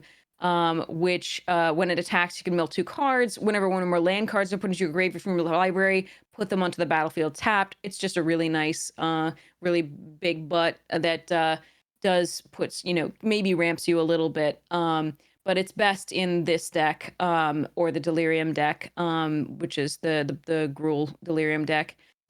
It's not as good in Golgari. I don't feel it can be. It just um it was often outclassed by bigger creatures in green, etc., or double blocks or things like that. So it's a good card, but it's best in enabling your survivor mechanics. Okay, so the Okay. next thing we're talking about is Dimir. Now, Dimir I've played the least, and I think it actually might be one of the weakest overall. But the signposts are much weaker than I expected. Hmm. So Skullcap Nuisance is one of the signposts. It's a 1/4 that has Eerie whenever an enchantment, it flies for Dimir colors. Whenever an enchantment you control enters and whenever you fully unlock a room, surveil 1. So surveilling is Hmm. nice. It's a 1/4. It does block a little bit, but the problem with it and an 0/4 that ramps in green is that they do not block survivors well. Oh, sure. That's Yeah, the because they're not main taking them thing, out. is if they're Yeah. attacking with a 2/2 survivor, right? You're not gonna be taking the damage, but they're gonna get their survivor trigger because it's gonna live through that attack. So Mm-hmm. big butts aren't actually necessarily getting you ahead in the game anymore. Huh. That's Um, interesting. so the Skullcap Nuisance 1/4 and the 0/4 in green that allows you to produce a mana of any color and also to pay it and adds 2 mana to untap a creature, like turn a permanent face up, like a manifested creature face up. Um, those are actually not as good as they would first appear for any other format. Like normally Hmm. a 2 mana 1/4 flyer is not that bad because it Right. stops you from taking early damage. Same thing for this Zealot, Overgrown Zealot. This is the one, the 0/4, Yeah. um, that adds mana of any color. It does Mm-hmm. not block survivors well. So No. if they are on the play and you play this on turn 2, they're attacking turn 3 with one of those 3/2s that produces another 2/2. You are dying. Like Yeah. Yeah, this and is it's.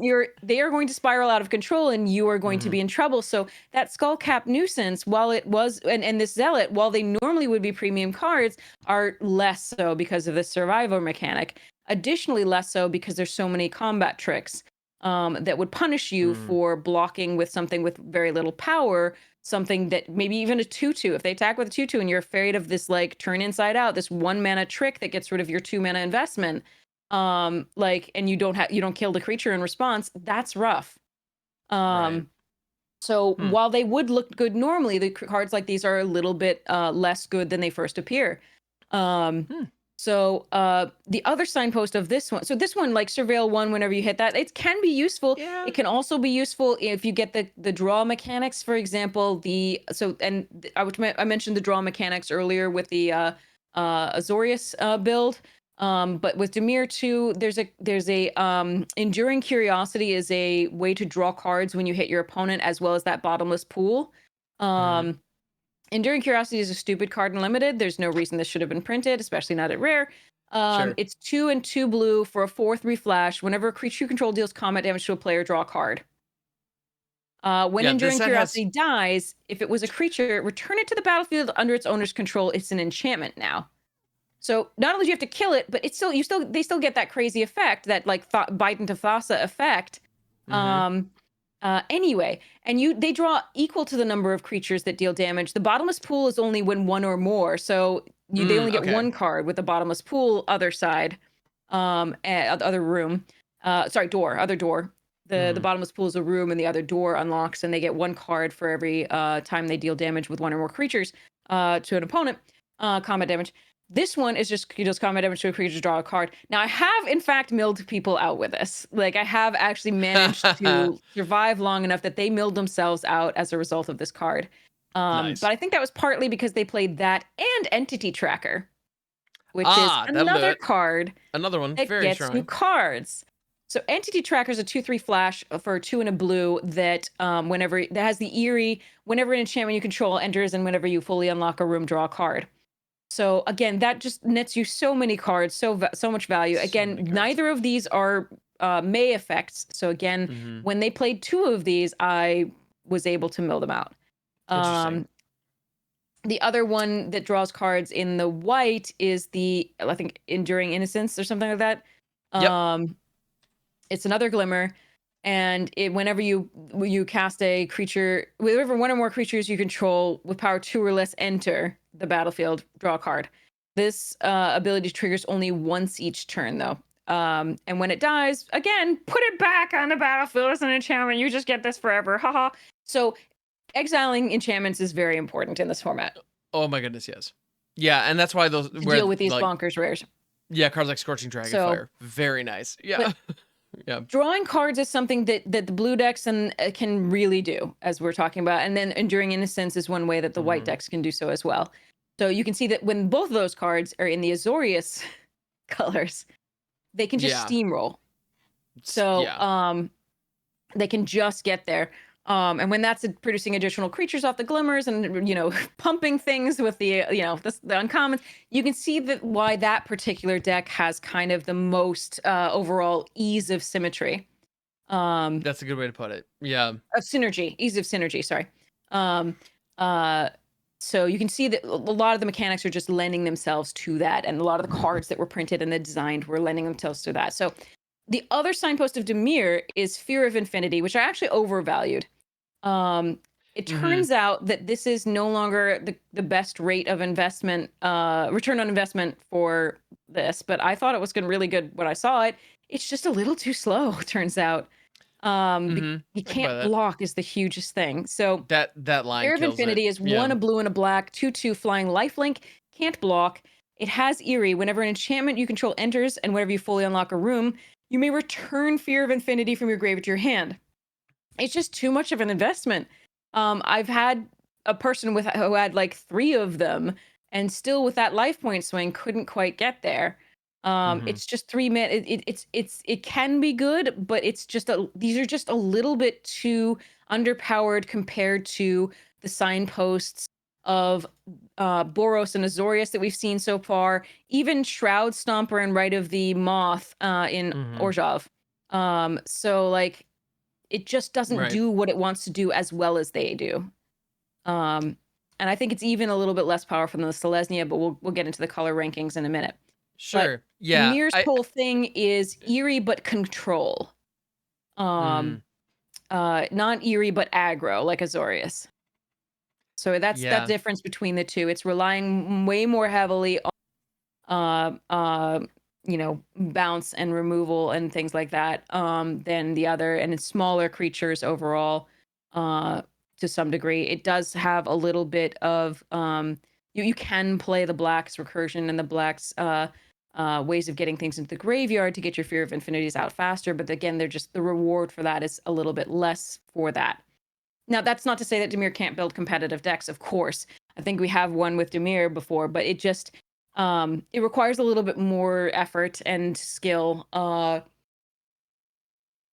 and a few bombs to get right. Right.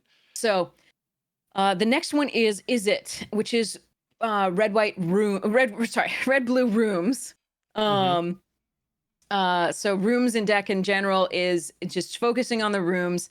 And one of the most important ones there is Smoky Lounge slash Misty Salon.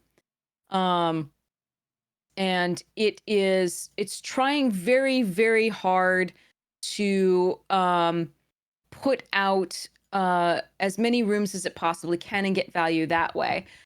So it wants rooms like so Smoky Lounge is a 2 and a red for at the beginning of your first main phase, add 2 red. Spend this mana only to cast room spells and unlock doors. This since rooms can be quite expensive sometimes, it's really nice to have that reduction in cost Hmm. to unlock and or play them.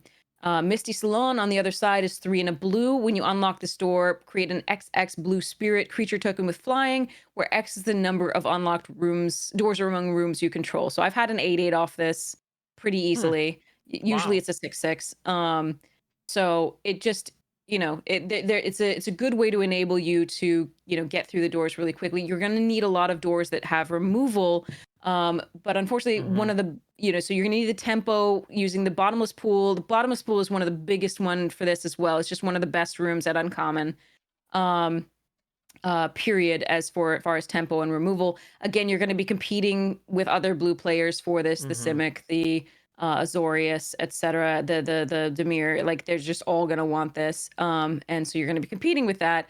Um, there's another door at Uncommon, the tap it down, put 2 stun counters on it, Meat Locker. Mm. Um, for 2 and a blue, that room, that door particular, that then draws you cards later on the Drowned Diner. That one's important for tempo. And the red room that Glassworks, I think it is, that does 4 damage. It's sometimes not enough to kill what you need to kill. There are things with 5 and 6 toughness that are really brutal when you see that. But Sure. um, but Glassworks is really, really critical for that deck, especially if you have very few bottomless pools. Right. And Yeah. So yeah, it's just a really important room for that deck. And oftentimes, what you need to do when you have the rooms is you need to prioritize the rares. You have to hope they come around. So one of the most Hmm. important rares is the Roaring Furnace / Steaming Sauna room. That one, when you unlock the first door for 1 in a red, it's going to deal damage equal to the number of cards in your hand to target creature an opponent controls. So usually you're doing that quite early, in order to just get rid of an early threat. Make sure you control the board. Steaming Sauna is 3 and 2 blue to unlock, and you have no maximum hand size, and at the beginning of your end step, draw a card. So you're drawing 2 cards per turn. Um, and the other one is the Room Finisher, the Staircase. Yeah. Promising Yeah. stare. I believe. Yeah. Yeah. So promising stairs and central elevator. Central elevator allows you to go find this is another rare. But you oftentimes, if you are in the room deck, you can definitely get this rare. If Yeah. it's Because nobody opened. else wants But it. it has to be Yeah. opened, and that's the problem. Um Hmm. so central elevator allows you to go search for a room that doesn't have the same name as a room you already control, and then put it into your hand. And the promising stairs allows you to surveil 1 at the beginning of your upkeep to start, smoothing your draws. You win the game if there are 8 or more different rooms among unlocked doors. 8 or more different names, sorry, among unlocked doors of rooms you control. So if you can have the glass, both sides of the glass works, both sides of the central elevator, promising stairs, both sides of the smoky room, and 1 more, you can get there. So it requires doing, but again, you try to make it work. Right. um, the post in this I feel is pretty weak. Intruding Soul Rager. It's just pretty bad. It's a Hmm. 2/2 vigilance, blue green. Sorry, blue red. I can talk. Um, Hmm. Vigilance, tap, sacrifice a room. It deals 2 damage to each opponent. Draw a card. So if you get a redundant room, or you've opened all the you've gotten all the value, just draw a card and do a 2 damage. But it's just not that powerful, sadly. Well, yeah, Um, and a lot of the rooms want to be, um, I don't know. You don't really want to be sacrificing them, right? And there's so many payoffs for having rooms a lot of online. them still have payoffs sitting on the battlefields, but some of them Hmm. don't. Like, for example, Sure. there's a 1 mana room that surveils 2 in blue. And then at 4 you can create a manifest token. That one is one that you could sacrifice for the 2 damage and draw a card. Um, uh, Okay. it manifests and put a +1/+1 counter on the second one. That's for 4. Basically a hill Mhm. giant. But that one you can sacrifice because it's not doing anything after you do all those things, other Right. than perhaps being there for the rare. But if you have 2 Right. of them, you definitely want to sacrifice 1 for that to draw a card, do the 2 Okay. damage. Um, because again, it will be redundant in the case of the rare anyway. Um, there can be usefulness for this, but it's just not that frequent. Because most of Yeah. the rooms do something. I I feel like Now, the best use for it is if your opponent is trying to blow up one of your rooms in response, you can get a little bit extra yes, value out of it. That's not that's nothing, but also not great. yeah. I Yeah. exactly. So one of the things like better than Soul Rage or the uncommon that's kind of like the signpost is kind of like the creeping peeper or whatever it is a 2/1 that allows you to add blue to cast an enchantment spell or unlock a room, and that's just better than unlock a door, right? Or turn it for permanent face up. That's just a better card for this Mhm. deck usually than the signpost, which is painful because the deck itself already has to have so many things go right to work. Right. That said, I've had a really fun. It's really fun to play the room deck. It's really Sure. fun. So don't skip out on it if you start to see the cards just show up. Mhm. It can do fun things. I have gotten 6 wins with one. I think it's again Oh, hard to nice. win with it, but that's yeah. Well, I watched at the pre-release, I watched a room deck go off and looking over at the table and seeing all of those sideways Yes, cards. It was really neat. I'm pretty sure they went 1 and 2. It's like, well, what can you do? exactly. Yeah. But it So, was neat. so Like they had an audience yeah. for that 1 and 2. Yeah. Oh yeah, absolutely. Yeah. All right. So next is Simic. Yeah. And Simic is extremely strong in terms of value of draw and other things. And the stupidest card is Bookworm, Oblivious Bookworm, which, if you remember in the past, 2 mana looters required tapping Yeah. Sure did. and were like 1/1s. Mhm. Yeah. Yeah, this isn't No, that anymore. no. This This is is a this is two a mana in Simic colors, 2/3, that at the beginning of your end step, you may draw a card. This, no matter what, you may draw a card. Mhm. You will then discard a card if you didn't have a permanent enter the battlefield on face down under your control, meaning you manifested, right? Right. Or turned a permanent face up this turn, meaning you flipped a creature up that had been manifested. And there's a lot of manifest red in this set. So Mhm. this is often just draw a card, but at the worst case scenario, it's a 2 mana 2/3 looter. Great. It's Like gross. It fixes up your hand and puts stuff in your graveyard for delirium or for recursion or for whatever it is you need to do, right? Like it's a nutty freaking card. if you do the thing, it's great. If you don't do the thing, yeah, it's still pretty Yeah. great. Yeah. Yeah.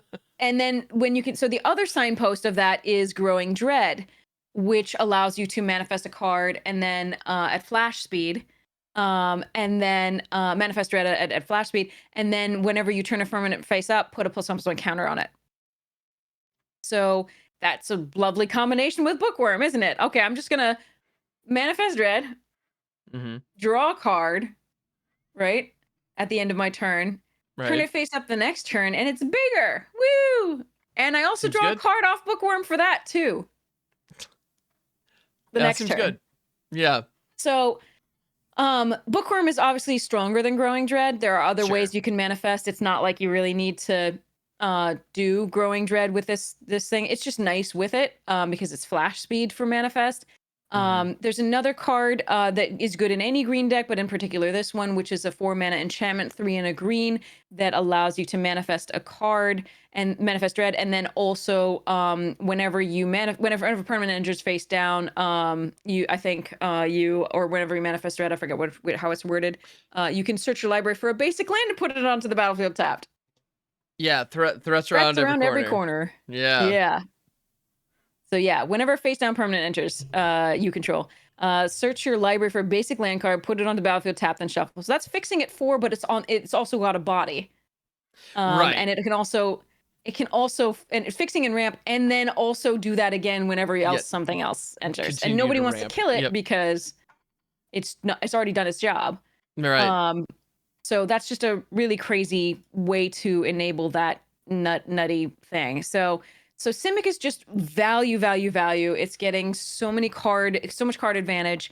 And it's just going from there. There's just so many things that it wants to do. And remember that Survivor, the 3/2 that manifests when it's Yep. tapped, it's so on. So yeah. So you get the idea that just can often overwhelm with sheer card advantage. Anything on an opponent's side. Getting the bookworm avoids a little bit of early removal and can block a little bit pretty well early because it's 2/3 for 2. Because they gave it stats for some reason. With huge upside. So it is a very impressive card to me. I know that obviously the Azorius deck is slightly stronger, but like for me, the bookworm always means I'm jealous of if I'm not in those colors. If I see it go by. Oh, for sure. Rakdos. Let's talk Rakdos. Let's talk Rakdos. Rakdos Sacrifice. What's new, right? That's just its whole thing is Rakdos Sacrifice. No. Yeah. So we're really original in the set. Hey, but is it wasn't Spellslinger? So that's neat. You know, that's something, right? So yeah. So its signpost is the Sawblade Skin Ripper, which is a 3/2, which has Menace, and you can pay 2, sacrifice another creature or enchantment, put a +1/+1 counter on it, and at the beginning of your end step, if you sacrificed 1 or more permanents this turn, Sawblade Skin Ripper deals that much damage to any target. So if you sacrifice 2 permanents that turn, it deals 2 damage to any target, which you get in addition to whatever benefits that you got from sacrificing something in the first place. So now that combos perfectly with Disturbing Mirth, which is a 2-mana enchantment, the Rakdos colors. When it enters, you may sacrifice another enchantment or creature. If you do, draw 2 cards. When you sacrifice Disturbing Mirth, manifest Dread. So you get to draw 2 cards by sacrificing something when it comes into play, getting sacrifice triggers. And you can also draw 2 cards then. And then later on, you can sacrifice it to something. And get a manifest thing. So the rats play a huge role in this. So the it's like unassuming rat. It says like it starts with an I, but it means like unassuming and like not frightening. Why am I blanking on this? Let me see if I can find it here. In something rat. Anyway, it's a 1/1. When it dies, you manifest red. Yeah. Innocuous rat. Yeah.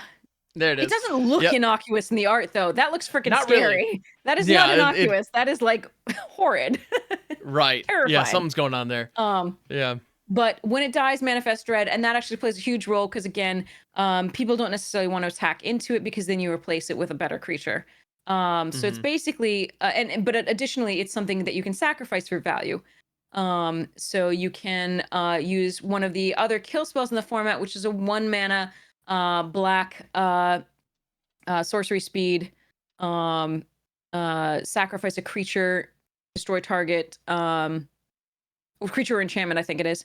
And as an additional cost, and exile target creature. And the exile does matter again because we remember these graveyard synergies do have a thing, as well as those glimmers, right, that come back as enchantments. So the rare glimmers that come back and still have their effect. This is a really important thing for that.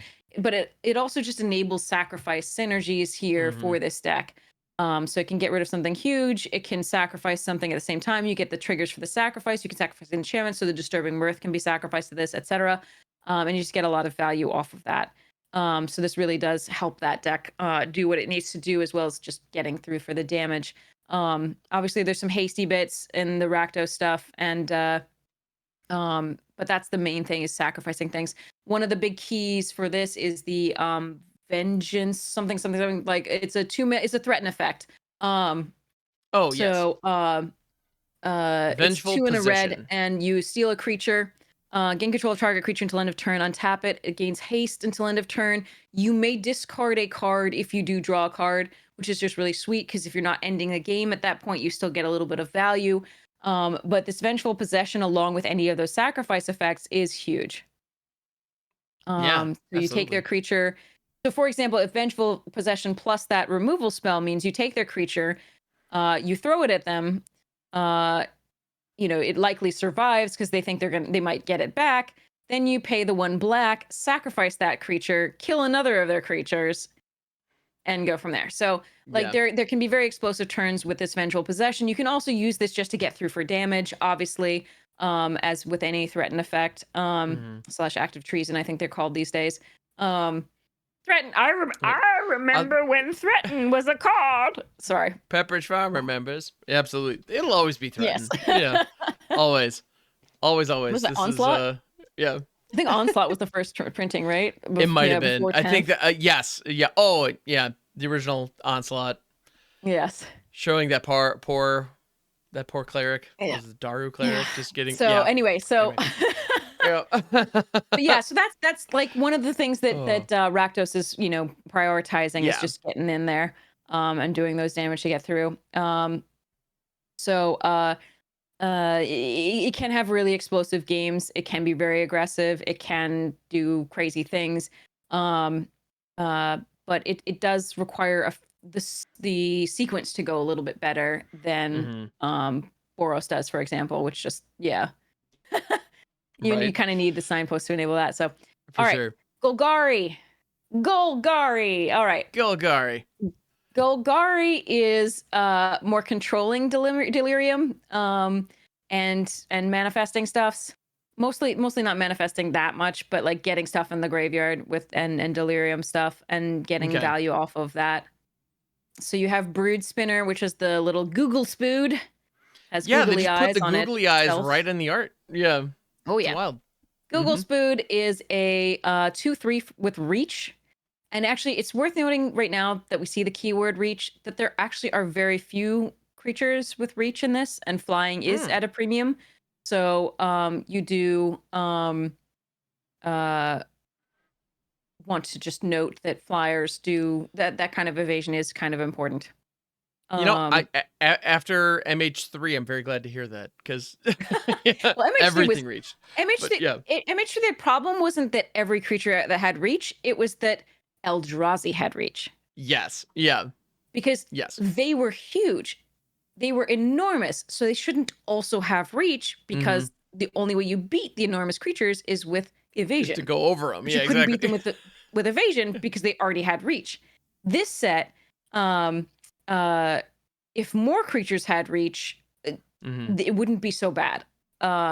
Because again, the flyers, like I said, the flyers are fairly small overall, but there are a few. But the creatures with reach don't usually block any of them effectively. Interesting. Yeah. So like, there's a 4/5 flyer that's the cycler, the plain cycler in white. Right. There's a 4/4 at uncommon flyer in blue that makes something else lose flying and get -2/-0. There's a 1/3 that has Eerie in blue that attacks vigilant but gets pumped +1/+1 for each enchantment that you play or room that you unlock until end of turn. Really the only thing that Brood Spinner blocks effectively usually is like the 2/3 Fear of Isolation. Yeah, and even then it's not killing it. And the Piranha Fly or whatever it is. But like that's not good. Like there's a 3/4 reach in this that is just awful. It can destroy a room, but it's a 3/4 reach and it doesn't do much in green. And so the thing is that like the reachers are just not statted well to take care of the flyers in this format overall. Interesting. So even though Brood Spinner has reach, that usually just buys you the turn to block sack it. So like block sack a big flyer. So Brood Spinner is really powerful. It's a 2/3 reach that when it enters Surveil 2, and then you can pay 6 mana for a black and a green, tap, sacrifice it to create a number of 1/1 black and green insect creatures with flying tokens equal to the number of card types among cards in your graveyard. And again, I've had people make 5 tokens off this pretty regularly. Okay. So 4 and 5 is really easy, obviously. I've even, I think I had 1/6. Nice. But yeah, it's a card. So it blocks early well, and it also later game just means that you flood the skies with small things that can get in for lethal eventually. So that's nice. Drag to the Roots is the other signpost that destroys target non-land permanent at instant speed for 4, which is already a fine thing. Sometimes it's cheaper if you have delirium. Right. I Um, mean, it's a kind. If you have delirium, this is better than Assassin's Trophy. Well, not mhm. quite because land versus non-land, but like in limited, yeah, pretty much. Yeah, Um, non-land, yeah.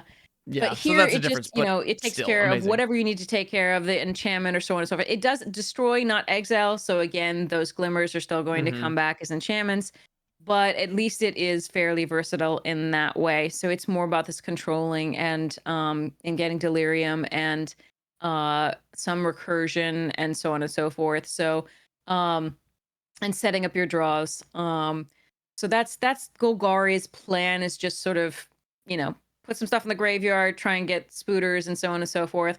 It has some bonkers rares, which we'll talk about once we get to like the best cards in the format. Yeah. Um, that do some crazy stuff with their whole thing with delirium. But So again, last but not least, we crazy have original. Gruul. Yeah. Golgari Yeah. filling graveyards with insects. Crazy original. Yeah. All Yes, right. totally. We needed spider spawning. That's what we need. Anyway, Yeah. but Exactly. that's Innistrad. Gruul. So Gruul is delirium but fast, in theory. All right. So it's aggressive delirium. Gruul does allow that to happen pretty well. Its signpost is Wildfire Wickerfolk. Signpost creature, hasty, 2 mana. Gruul colors 3/2. I think it is. Wait, yeah, Yep. Yeah. 3/2. 3/2 haste Yep, for 2. haste. Yeah. And when you have delirium, it's a 4/3, and with trample. With trample. Yeah. Yes.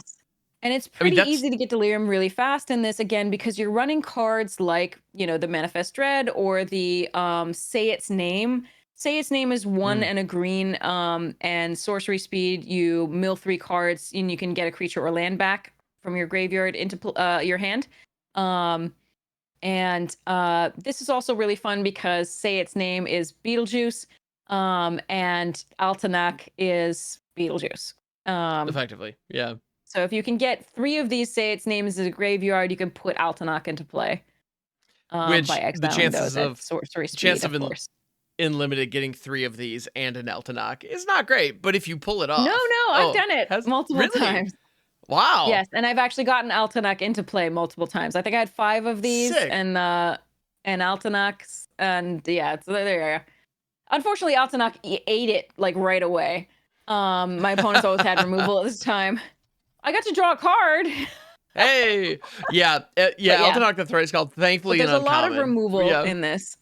sure. There's a lot of removal in this, but that's how you can fill up for Mhm. delirium. You can do the manifesting, you can do the Say Its Name. But Say Its Name is also good later because it's not like you have to get the permanent out of those 3 cards that you milled. You can Mm, get the permanent, sorry, not a permanent, a land or creature, back no matter which one it is. So again, it's recursion, for creatures and lands later on if you need. Um, so again, it's actually more versatile than it first appears because a lot of those effects said out of those 3 cards that you right. milled. This one doesn't. So you can get a creature back. That's pretty Now, sweet. the other Yeah. signpost of this is Beastie Beatdown, which is a punch spell. Um, uh, so Yeah, so you you basically take creature you control and a creature, so you target yours and theirs, and then if you have delirium, um then you put 2 counters on the creature you control, and then the damage yeah, is dealt. Yeah. yes. So it's templated a So it's a little weird punch to make sure you spell. get the It's a counters before sorcery the damage, speed. but It's not a yeah. rabid bite. Mhm. It's a sorcery speed, so that does make it a little bit less powerful than normal. But if you can get the +2 +2, the 2 counters, you're happy. Right. Um, so another one that you need to look out for, this one is the 5/4 artifact creature. Another one. Remember, the signpost is an artifact creature too. So when it goes to the graveyard, it helps to enable delirium with 2 types. Right. But the same thing here is the 5/4 for 4, 3 and a green. That when it has delirium, it looks at the top card of your library when it attacks, and if it's land, it puts it onto the battlefield, and if it's not, you can put it into your hand. So it basically draws you a card, um, Excellent. and or ramps you. So that can be very, very Yeah. useful. So Gruul is just trying to get there pretty quickly and have that delirium and attack quickly for quite a bit of damage and just sort of overpower as normal. Mhm. Um, but it is aggressive as opposed to though not as aggressive as the Azorius and the Boros. It's a little bit more mid-rangey, even though it wants to be aggressive. It's not quite at that level usually. Okay. In terms of just like go wide aggression, it's just a little bit more go tall, which does make it a little bit more vulnerable because there's a lot of one-for-one removal in the format. There's a lot of combat tricks, etc. And if you're Yeah. going bigger and a one mana combat trick can take out your creature, that you can see why the Azorius and the Boros are a little bit more powerful. Oh, for sure. Yeah. Definitely. So the design on this set is really, really cool amongst the commons and uncommons. I don't think that they balanced the signposts as well as they might have. As you can see, the Azorius and the Boros tend to benefit more from the just the general like cards pool and the synergies. But each mechanic is very, very interesting. Save maybe the Dimir, which might be why. So let's talk about exactly like the rankings of them. So Azorius on 17 lands has 57, just pure Azorius, right? 2-color, which includes it doesn't include a splash. So the 17 land says that for a deck to be considered splashing a color, it has to have 1 to 3 cards in that color. Anything more than that, it's in a main color.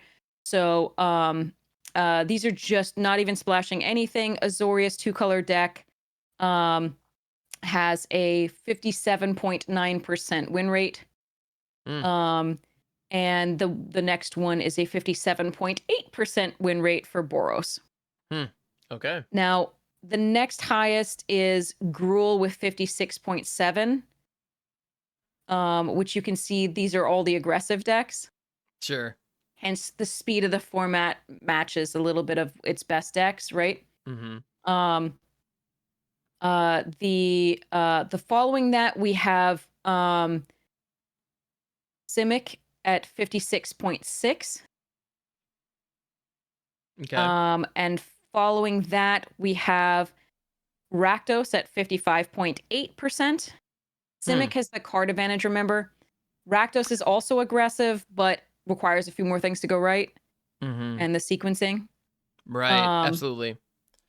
And then we have, so after those, sorry, I'm trying to like read these. This is No worries. This is pretty impressive. No worries at all. Well, and this is data from 17 lands, correct? Yes, and from 17 if lands. I'm not mistaken, 17 lands users generally have a relatively high win rate, like around 54-55% is average for this It data depends. set. I think they also try to control for the higher than average win rate. Okay, I think sometimes.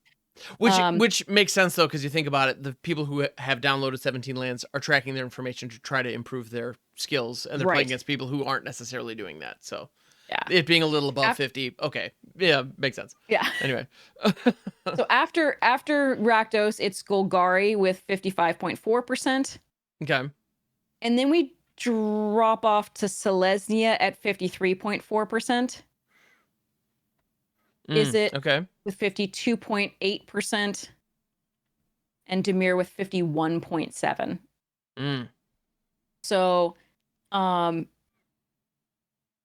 you get the idea. Like the room decks are going to be a little bit weaker. The Dimir decks are going to be weakest. Selesnya's after that. And then, yeah. So, and then you can see based on the other stuff in terms of the aggression of the deck and how much it takes to get going. Yeah. Now, this is not to say that you should draft always that, like I said, you should draft what's open. Yeah. You'll get bonkers cards in certain decks. You know, that's just how it goes. So yeah, and the splashing, the decks with like 2-color plus a splash are a little bit more in the range of like 49.6 to 55.2%. Simic plus a splash has the best of those at 55.2%, followed by Gruul plus a splash. But they're all at a little bit like, you can see the win rate goes a little bit more compressed and down. So there's less of a gap, and so there's things like that. So so it looks like the format does reward you a little bit for going just 2 colors as opposed to working in that splash. But Makes if that sense. splashes a Valgavoth's Onslaught, Do what you gotta do. Yeah, exactly. we'll see what it is. And there are some people who have tried out the 5-color deck with Marina. That sounds Take a look at her. ambitious. Yeah. Oh, it is ambitious. Absolutely. Yeah. But people love to try it, and I don't know what its particular win rate is, but It is an I dare you build around for sure. yeah, really. And Currently, yeah. there's just not a lot of data for that, but there were 91 wins out of 231 games, which was 39.4%. Yeah, That's the Marina 5-color. Vandrel is literally a Wooburg legendary 3/5. When they enter, reveal the top 7 cards of your library. Put all enchantment cards from among them into your hand and the rest on the bottom in a random order. Yeah. And then you could tap to lock or unlock a door of a room. Yeah. Only the sorcery. But like, she can do cool stuff. Like she's really fun, and like if you want to have some fun doing it, cool. You're gonna run up against a lot of craziness and a lot of bombs. So see how it goes. But definitely 5-color is an option. There are a lot of bombs. If you can pick up some of them, that's great. So now let's talk about. So we talked about format speed. We talked about the cards, the so sort of like the mechanics and the draft archetypes, and sort of their strengths and weaknesses as far as that goes. Their relative strengths. I don't think we really talked about most of their weaknesses. So and we've already been going for a while, so let's talk bombs. About the bombs. Let's hit it. So we mentioned Valgavoth's Onslaught earlier already, but yeah. So we talked about Sunfall versus 2 of them, the Overlord of the Mistmoors and the Valgavoth's Onslaught. But let's look at the next one. Let's look at the next one. So Ghostly Dancers, 66.3%. Wow. So yeah, Ghostly Dancers 2/5 for 5. When it enters, you return an enchantment card from your graveyard to your hand, or you just unlock a locked door of a room. Yes. And it has Eerie. Whenever an enchantment you control enters, or whenever you fully unlock a room, you rock out a 3/1 flying spirit. Yeah. So that's fair. That's totally fair. So if you already have another room down, and maybe have a very huge, expensive, room that's locked or door that's locked on it, you play Ghostly Dancers, you unlock that, and you rock. You get 3 power in the air. On top of it. My favorite thing that I did with this was I had Porcelain Gallery or whatever it was. Yep. Slash the thing. Yeah, the doll maker shop, I believe is the. Yep. Yeah. And I unlocked the Porcelain Gallery with that play. And I attacked with something like 8 9/9s. That sounds right. Yeah. Yeah. That's silly. And I beat an Overlord. The White Overlord. Yes. Because of that. That's insane. Yeah, Ghostly Dancers alongside ones like Porcelain Gallery are amazing. The other one is the Mirror Hall, is the blue one that, if you line that up, that could get silly too. Potentially. It's not quite as clean as Porcelain Gallery. But it's still possible, yeah. The Mirror Hall is good. Okay, so anyway, that was my favorite thing with Ghostly Dancers. But Ghostly Dancers' game drawn win rate is 66.3%. That's nuts. The Swarm Weaver, the one that I was going to talk about for black, green. That is a stupid card as well. It has a 65.7% win rate. Nuts. Game drawn win rate. 2, 3 for 4 when it enters. This is 3 bodies, 2 of which are flying in death touch, so you can't get in the air or on the ground. Right. Around it. And so you have to kill it for them to lose death touch and +1/+1. So they're 2 2s. So basically it's 4 mana. As long as you have Delirium, it's 4 mana for a 2/3 and 2 2/2s with death touch. Yeah, that is. And I have lost to this card a lot when I thought I was winning. I believe it. And that's always depressing. Well, it's an absolute stop sign. Like all of your aggression is done once this hits. Yeah. And oftentimes, so one of the things about this format, as we've mentioned, is that it is bomby. We're going to get to more of those bombs in a second. But not only is it bomby, but the bombs come back. Yeah. You have to deal with them sometimes not once, but more times. So in addition to the recursion that we already showed you in Orzhov, there's also a card in black that returns a creature from your graveyard to your hand. It's a raise dead for 1 on the on a room side, on a door. And it says that whenever a creature leaves your graveyard, which you can do for any number of reasons for, again, that recursion, you get a 2/2 zombie enchantment creature token or whatever it is. Yeah, the Defiled Crypt horror and enchantment Cadaver creature Lab. token. Yep. So Defiled Crypt Cadaver Lab, that's what it is. Yep. So you're dealing with these bombs not once, but sometimes 2 or 3 times, and that's just that's not something that Limited can handle, right? Like you can have a really great synergistic deck, and it doesn't matter. Right.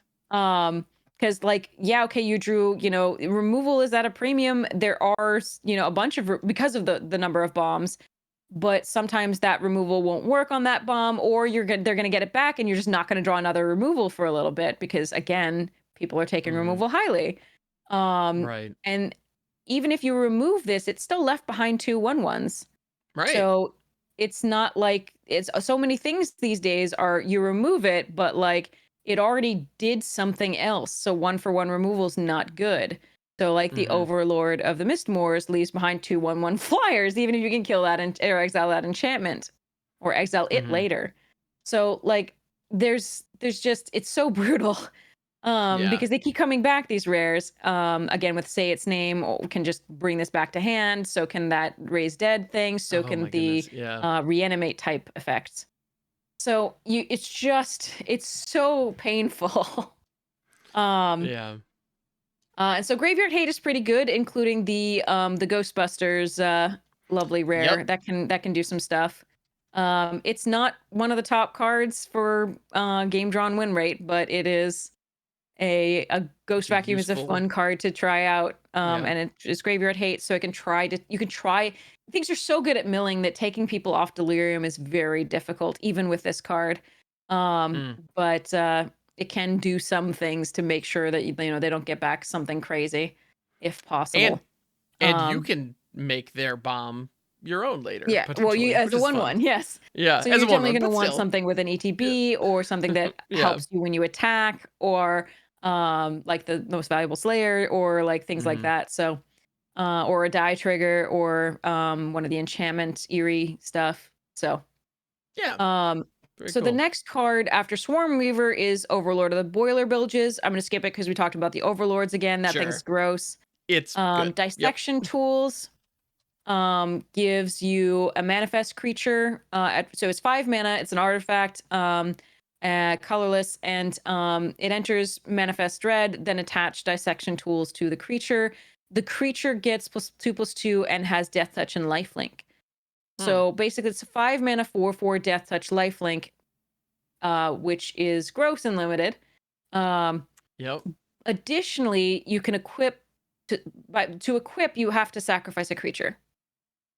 Well, or you get to sacrifice a creature, depending on what your deck is. Sometimes you get to sacrifice a creature in the Rakdos deck, for example. Right. Or even in the Boros deck, because there is a lovely 1 mana red creature, gremlin or goblin thing that attacks. It's an artifact creature, so when it's in the graveyard, it's helping you with Delirium. But it's percussion thingy. Yeah. I don't know. Little monkey. And it's a 1/1 with haste, and when it dies, you exile the top card of your library and can play it until the end of your next turn. Clockwork Percussionist. It's a monkey toy. Sorry, it's not a goblin. Monkey toy. And it is really good for all of this. Like, you can sacrifice it, get value, and equip your Dissection Tools and get your sacrifice trigger, and then also get to play another card the next turn. And take deeper in your deck and enable Delirium with an artifact creature. It's just a really good card that enables so many synergies. But yeah, so Dissection Tools, gross card. And that 4 points of lifelink with Death Touch is really, really valuable. So absolutely, that has a game in hand win rate of 62.8%. Wow. Wait, no, sorry, game drawn win rate. Sorry, game drawn win rate of 63.9%. Oh, okay. Yeah. Nice. Sorry, that's game in hand win rate versus game drawn win rate. Really important. Now, the next one's Tyvar the Pummeler, which again, not okay. 63.8% game drawn win rate. It can just tap down another creature to make itself indestructible. Yeah. You're not, silly. and then later on it can pump your creatures for 5 mana, which you can repeat. It's just a colon. Creatures you control get +X until end of turn, where X is the greatest power among creatures you control. If Tyvar's on the battlefield, it's a 3/3. That's a +3/3 no matter what. And it can gain indestructible by just tapping another creature, which enables your survivors. Or just you can double block with it and another creature, make it indestructible, and then the other creature, for example, might have manifest like the 5/4 beastie. Right. And then you just get another creature to do it. It's not okay. Yeah. Not okay. Yeah, it's nuts. It's funny because you might read this and think, oh, this is really good for the survivor deck. And yes, it is, but it's also just good in any deck. So just whatever you're doing, it's great. Yeah. So yeah, and if you get to 10 mana, the fact that the highest power is raised by the previous use of that ability, it's silly. Yeah. Exactly. Mm-hmm. So let's go. Next one is Roller Crusher Ride, which game drawn win rate is 63.5%. This can be a one-sided board wipe, especially if you have Delirium.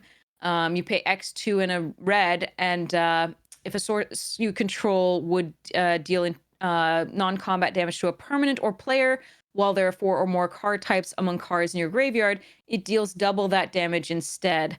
That's if you have Delirium. If you have Delirium, that's what's going to happen. When the Roller Crusher Ride enters, it deals X damage to each of up to X target creatures. So if you don't have Delirium, it's just going to deal X damage to each of up to X target creatures, which means if you pay 3, you can do 3 damage to each of up to 3 target creatures. So if you pay 6 total, X is 3, you can do 3 damage to up to 3 target creatures. That's dumb anyway. But if you have Delirium, you're dealing 6 damage to up to 3 target creatures for 6 mana. Yeah, that seems good. Yeah. It is gross. And that's 63.5% win rate. We haven't made it out of the 60s. We're not going to for a while. Wow. Okay. Oh. Okay. So the bombs, so they next just one keep is on cruising. Overlord of the Flood Pits, which is the blue Overlord, which again we talked about. The one that follows that is Dollmaker's Shop / Porcelain Gallery, which also we talked about. It's gross. Yep. Sheltered by Ghosts is next at 63.2%. This is the highest uncommon. Spell. Yep. And the one that, so I wasn't going to mention uncommons, so I didn't actually, but the one that I should tell you about is the, I missed it. I missed one. Sorry, I missed a rare. Oh, okay. I missed a rare that I hate to play against, and it's so stupid. Unholy Annex / Ritual Chamber has a game drawn win rate of 65.2%. Now, this draws you extra cards at the cost of 2 life, which most decks will want to do anyway, because that's card advantage. Mm-hmm. But if you pay the 5 and have a demon, or if you have a goat that turned into a demon, remember when we discard a card, the goat turns into a 4/4 demon, that common. If you have a demon, instead, each opponent loses 2 life, you gain 2 life and draw that card. And you can make a demon with the other side of that room, which is Ritual Chamber, which for 3 and 2 black, you make a 6/6 black demon creature token with flying. Honestly, if this card, stupid. Yeah, if this card was just a 6/6 flying demon for 5, I'm still taking it. It's still dumb. It's like, Yes. So that's a 65.2% win rate. Like, so yeah. So Sheltered by Ghosts is up there. It's one of the first uncommons that we've hit. That's the 63.2%. But remember when I said Midnight Mayhem was really good? Yes. That has a 63.1%. Wow. This is uncommon. Okay. Dang. Okay. Next one, Disturbing Mirth. Remember that's Rakdos Sack enchantment. Just really key for that deck. Both of those for that deck are the best thing you can do in that deck to some degree to really just make that deck work. Interesting. Unnerving Grasp has 62.6% win rate as well, just like a Disturbing Mirth. It's a really good, it's a mana war, right? That fills up your graveyard, essentially. But that can also get bigger than a mana war if you manifested a creature. Right. And it Very cool. bounces a non-land permanent, not just a creature like Manowar. Sure. I dig it. It's a very good card in this format. Screaming Nemesis is the next one. It's a 62.4% game drawn win rate. I believe it. This thing is silly. Yeah. Yep. So it's Boros Reckoner to some degree, but it can't gain Mhm. first strike. Wait, Oh no. was it Boros that had Reckoner had first strike, I think? I think that's the one, yeah. Yeah. I forget whether it gained first strike Yeah. or what other ability it was. Yeah, Reckoner gained first strike. I always thought it was silly with that ability, but yes. Yeah. So this Yep. one doesn't even require that mana investment. It's just a 2 and a red for a 3/3 with Yep. haste. Okay. Hooray. Yeah. 3/3 haster for 3, and whenever it's dealt damage, deals that much damage to any other target. And Any if you get other a player target. with it, yeah. Not just player, any other target, yeah. Any other target. And then so if it a player was damaged by that damage, they can't gain life for the rest of that game. Yeah. Which may or may not be relevant, but if it is, it's going to be really Correct. relevant. May not be relevant, but it can be in limited to some degree. Yep. So, yes. So, now we'll stop naming these soon, but I did want to talk about the next one, which is the Under the Skin, which is a 62.2% win rate. This is a recursion spell that also manifests dread. But it's important to know that if you didn't have something that you really wanted back in your graveyard, this manifests dread, so you can put something in your graveyard and get it back. Oh, wow. Oh, so this is... Yeah. I mean, this is reminding me a lot of, like, Eternal Witness, It's a regrowth almost. for a Not permanent. Quite, but yeah. But it also gets you a 2/2. It's and it very puts it good. in the yard. Yeah, that's... And it fills stuff in the yard, yeah.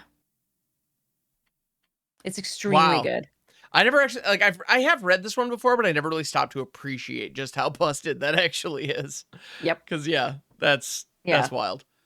Fear of Isolation follows that, which we already talked about, the little 2/3 flyer that bounces enchantments and is an enchantment itself. And then your favorite Overlord, your Black Overlord, follows that. And we're still at 61.9% win rate. Jeez. Wow. So I'm not going to go further than that. There's a lot more. You can see just like the craziness. Now let's just talk about on arena on untap.gg. The win rates of cards. Yeah,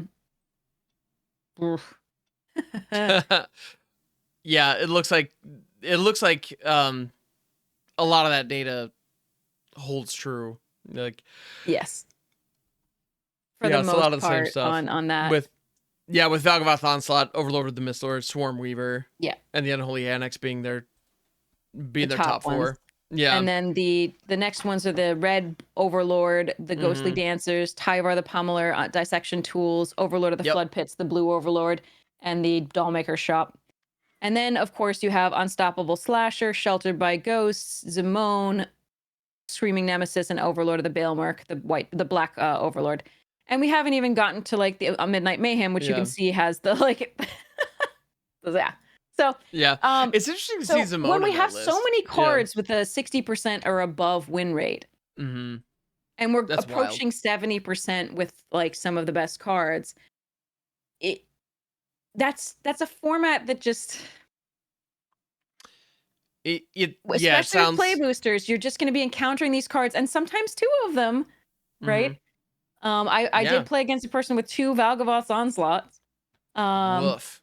I played a person like who played the red Razorkin, the red 2 mana. Where's the Razorkin, dude? The Needlehead? That pings your Razorkin Needlehead.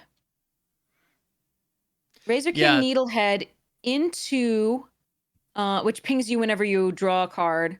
Pings an opponent whenever they draw a card. And it's 2/2 with first strike on your turn. And then for 2 red.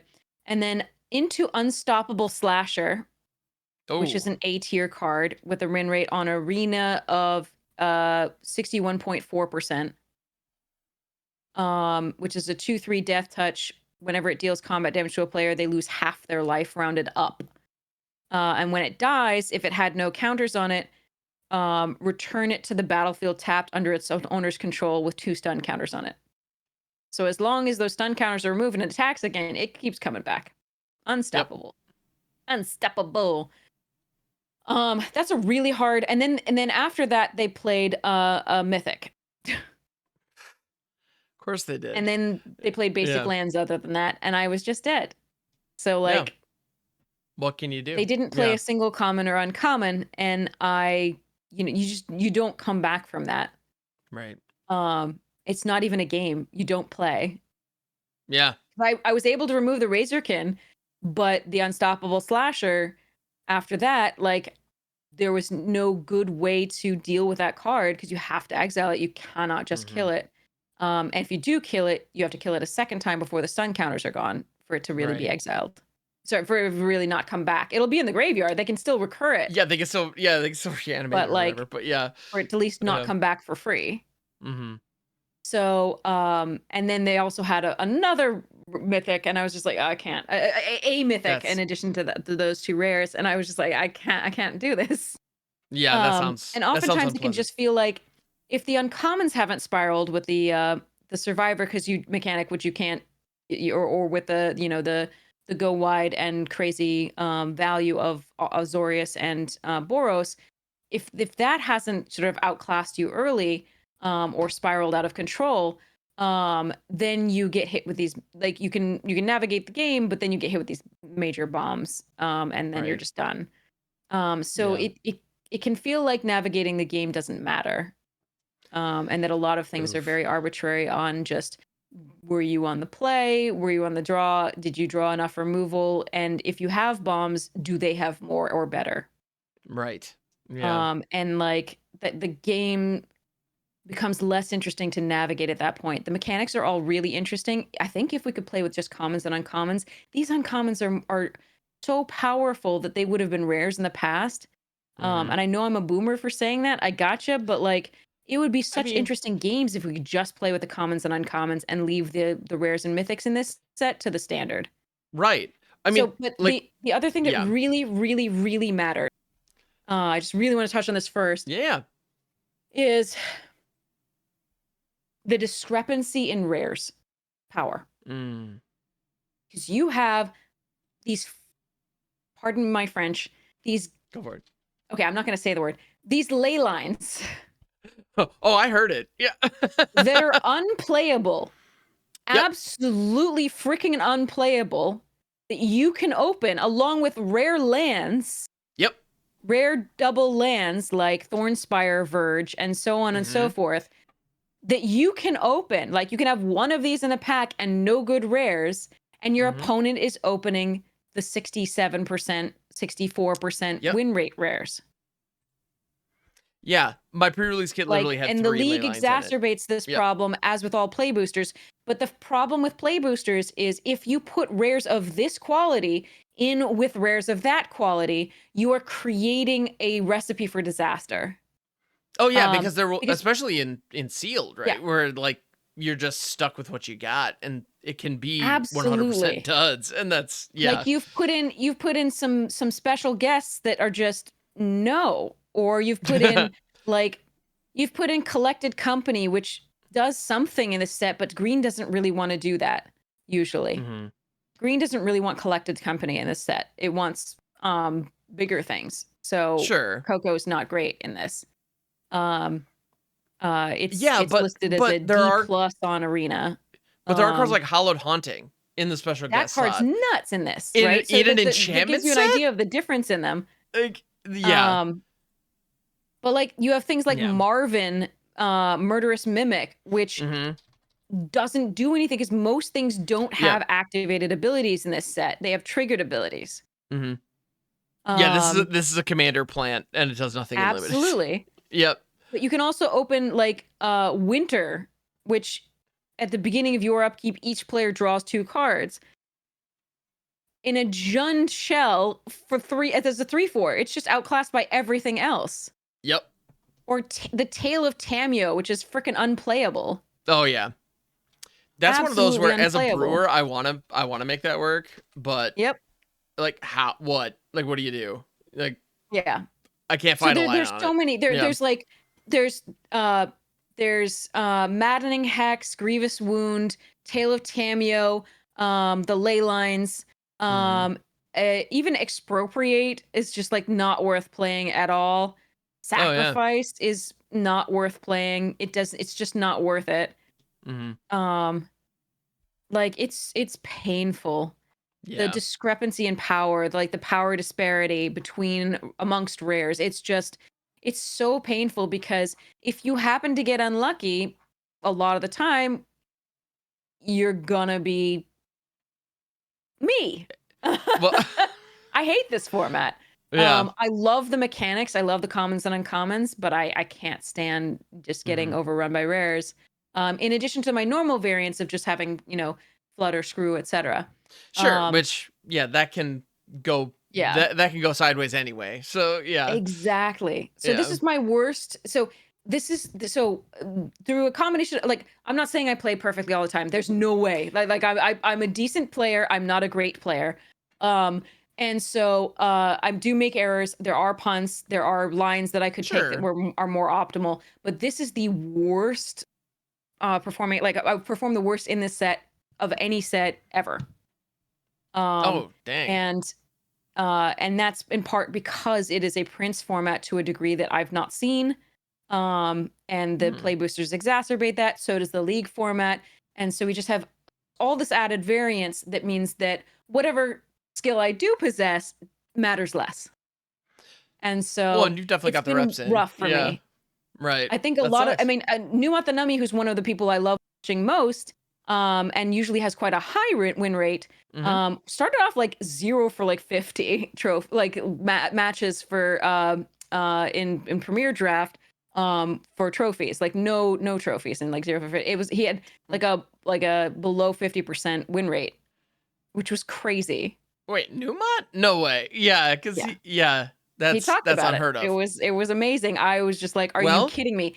Since then, he's had better luck, sure, and but probably a still. little bit better understanding of the format, of course, I but, mean, yeah, like but but he's yeah. still only he's not none of the most not us, I shouldn't say us, I'm not in there. None of the highest Well, performing people have win rates, as far as I know, again, I have not done a full check of all of this, have win rates where they were normally prior to play boosters. interesting. Well, I mean, if everybody is just flipping coins, we all have the same, the same odds. So, Yeah, that'd be it gets interesting. And closer at least. I'm definitely curious. One thing that I think this is a great opportunity to kind of toss it out to the listeners. So, folks out there, one, thank you for being here. We really appreciate it. This has definitely been like a long deep dive, and it's been amazing. Sorry. But no, you're fine. I never want to cut these off, honestly. But I do want to just ask, like, Yeah. so we're as watching more veteran limited players, and it's funny actually because I've only played a little bit, and it's a limited environment where I can force reanimator and I don't look like a complete, idiot for doing that. So that's nice. But so I'm enjoying that on a very personal level. But at the end of the day, I've only done a couple. And and I'm not a particularly great drafter to begin with. I've got nowhere near as much experience. But it's interesting that so many veterans don't like this set. And I'm curious, is the inverse of that true though? Is it fun and approachable for new players because they have the games where they just get the bombs and they can get the wins, even if their fundamentals aren't fully dialed in? So, folks, if you're out there listening, if you are a newer player and you are drafting Duskmourn or playing in Sealed in Duskmourn, and you're relatively new to the game, are you enjoying it? Is the power level and is that, princely nature of the format giving you a positive experience? I really want to, I hope so, because I want there to be some good coming out of this. Well, You I know, don't mean to suggest there have been but players that have like yeah. prominent players, top players who love it. Um Okay. DeFord doesn't like it. I don't Okay. like it. Newmont was having a bad time with it and didn't like it at that point until it started winning. Mm, Um, I do feel that a lot of it, does relate to a bit of luck in terms of opening some of the more powerful cards or yeah. getting lucky in and finding the open lane. Because again, signals are harder to read and play boosters than they have been in the past because there are Sure. more uncommons, more rares, more mythics. So seeing a card late doesn't necessarily mean that it was a signal at all. And there could be two of a particular card in a pack. So seeing a common or uncommon late doesn't necessarily mean there wasn't another one of those that somebody else picked. Right. And there are fewer cards in the pack, so things don't wheel as much. And there are oftentimes bad color distributions in which there was like only one blue card in the pack total. Right. So it's not necessarily gone. It's just that pack didn't have a good distribution. So I don't mean to suggest that all people hate this. I No, of course feel not. like a But lot of it depends yeah. on whether you're getting these crazy cards, or whether you're getting a little bit. And again, more skill than I do probably also mitigates some of the damage of these bombs, of course, than I have more skill than I have. But like again, I feel like it's just like I said, I don't mean to suggest that all really good players hate this. I definitely don't mean to No, suggest that. There's a certainly. lot of them, And like sorry if I. Mike Sigrist loves this. Yeah. He loves Okay. it, and he loves it because of the bombs. Okay. Hey, rock on. Like, So if that's if your this thing, is great. yeah, if this is your Um, taste, then please enjoy. Like, but Yeah, yeah, and like I said, and I'm it's just a really interesting format to play. I wish the mhm. games were longer, and I wish they didn't end to one card, that I didn't get soloed by one card so Right. frequently. That's Hmm. the main thing. So I do want to correct that. I don't want to imply that I know what everybody likes or dislikes, or that everybody shares my opinion of the set.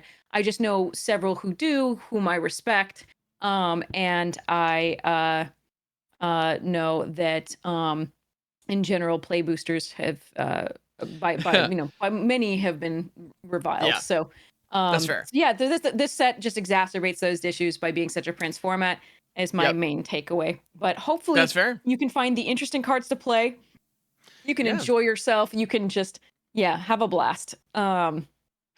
But and especially if you're a newer yeah, player, maybe this is a more friendly set for you. yeah. Just if you want to Hopefully, get some wins and feel encouraged. For me, like I said, I don't appreciate that necessarily as targeting newer players. I think that treats them as a little bit, I don't know.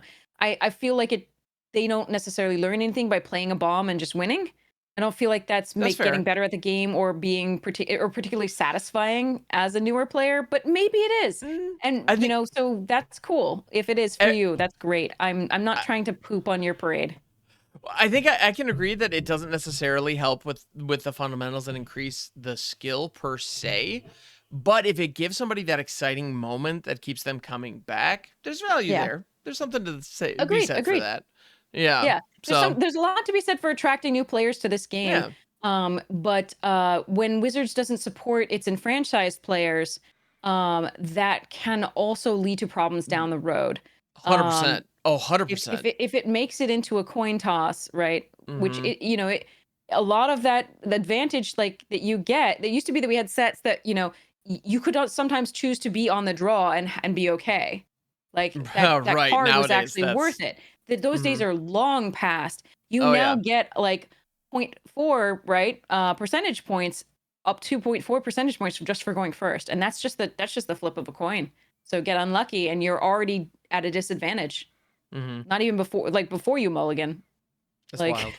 so yeah. Yeah. Anyway, and then the speed of the format, like stumble on Yeah. one It's land these days and you're done.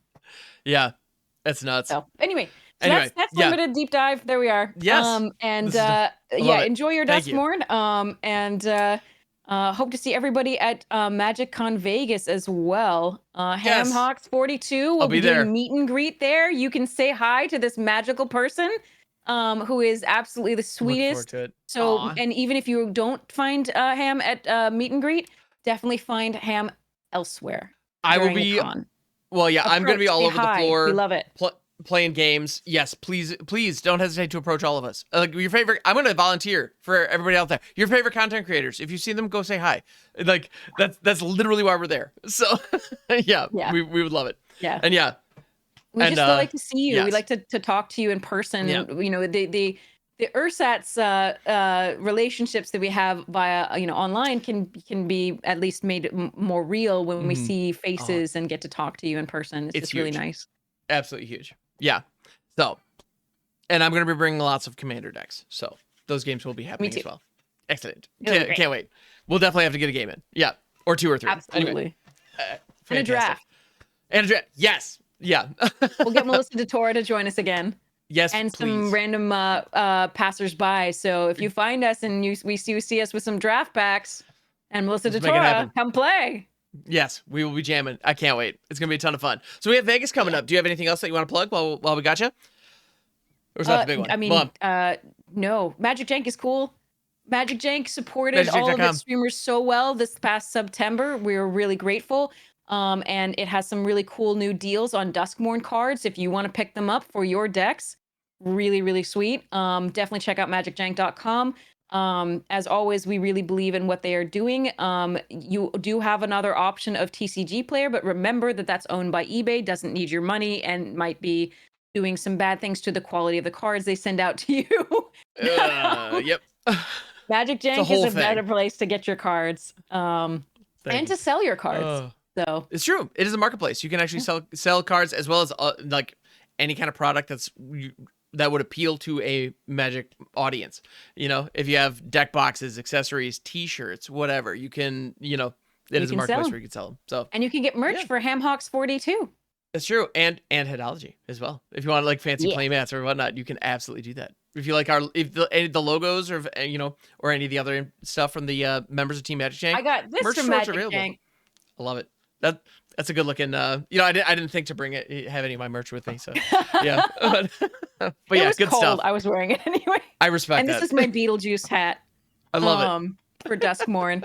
I was looking for. Did I tell you the story? Like I was looking for a Beetlejuice jacket, but all of the all of the men's jackets were true to costume because Beetlejuice has vertical stripes on the torso, horizontal stripes on the arms. Oh, okay, sure. All the women's jackets were all vertical, no matter what. What? And that annoys me because I'm pedantic. That matters. That counts. Yeah. I'm particular. Oh, no. I'm very, very particular, and I wanted to be accurate. So I just got a hat and a Beetlejuice shirt that says "strange and unusual," and it makes me happy. That's wonderful. Oh, I love it. But yes. So Duskmourn, come dressed up to Vegas and join us in the horror. Absolutely. Can't wait. Awesome. Well, hopefully we'll see you there. And yeah, have a good one, everybody. We'll catch you on the next one. Cheerios.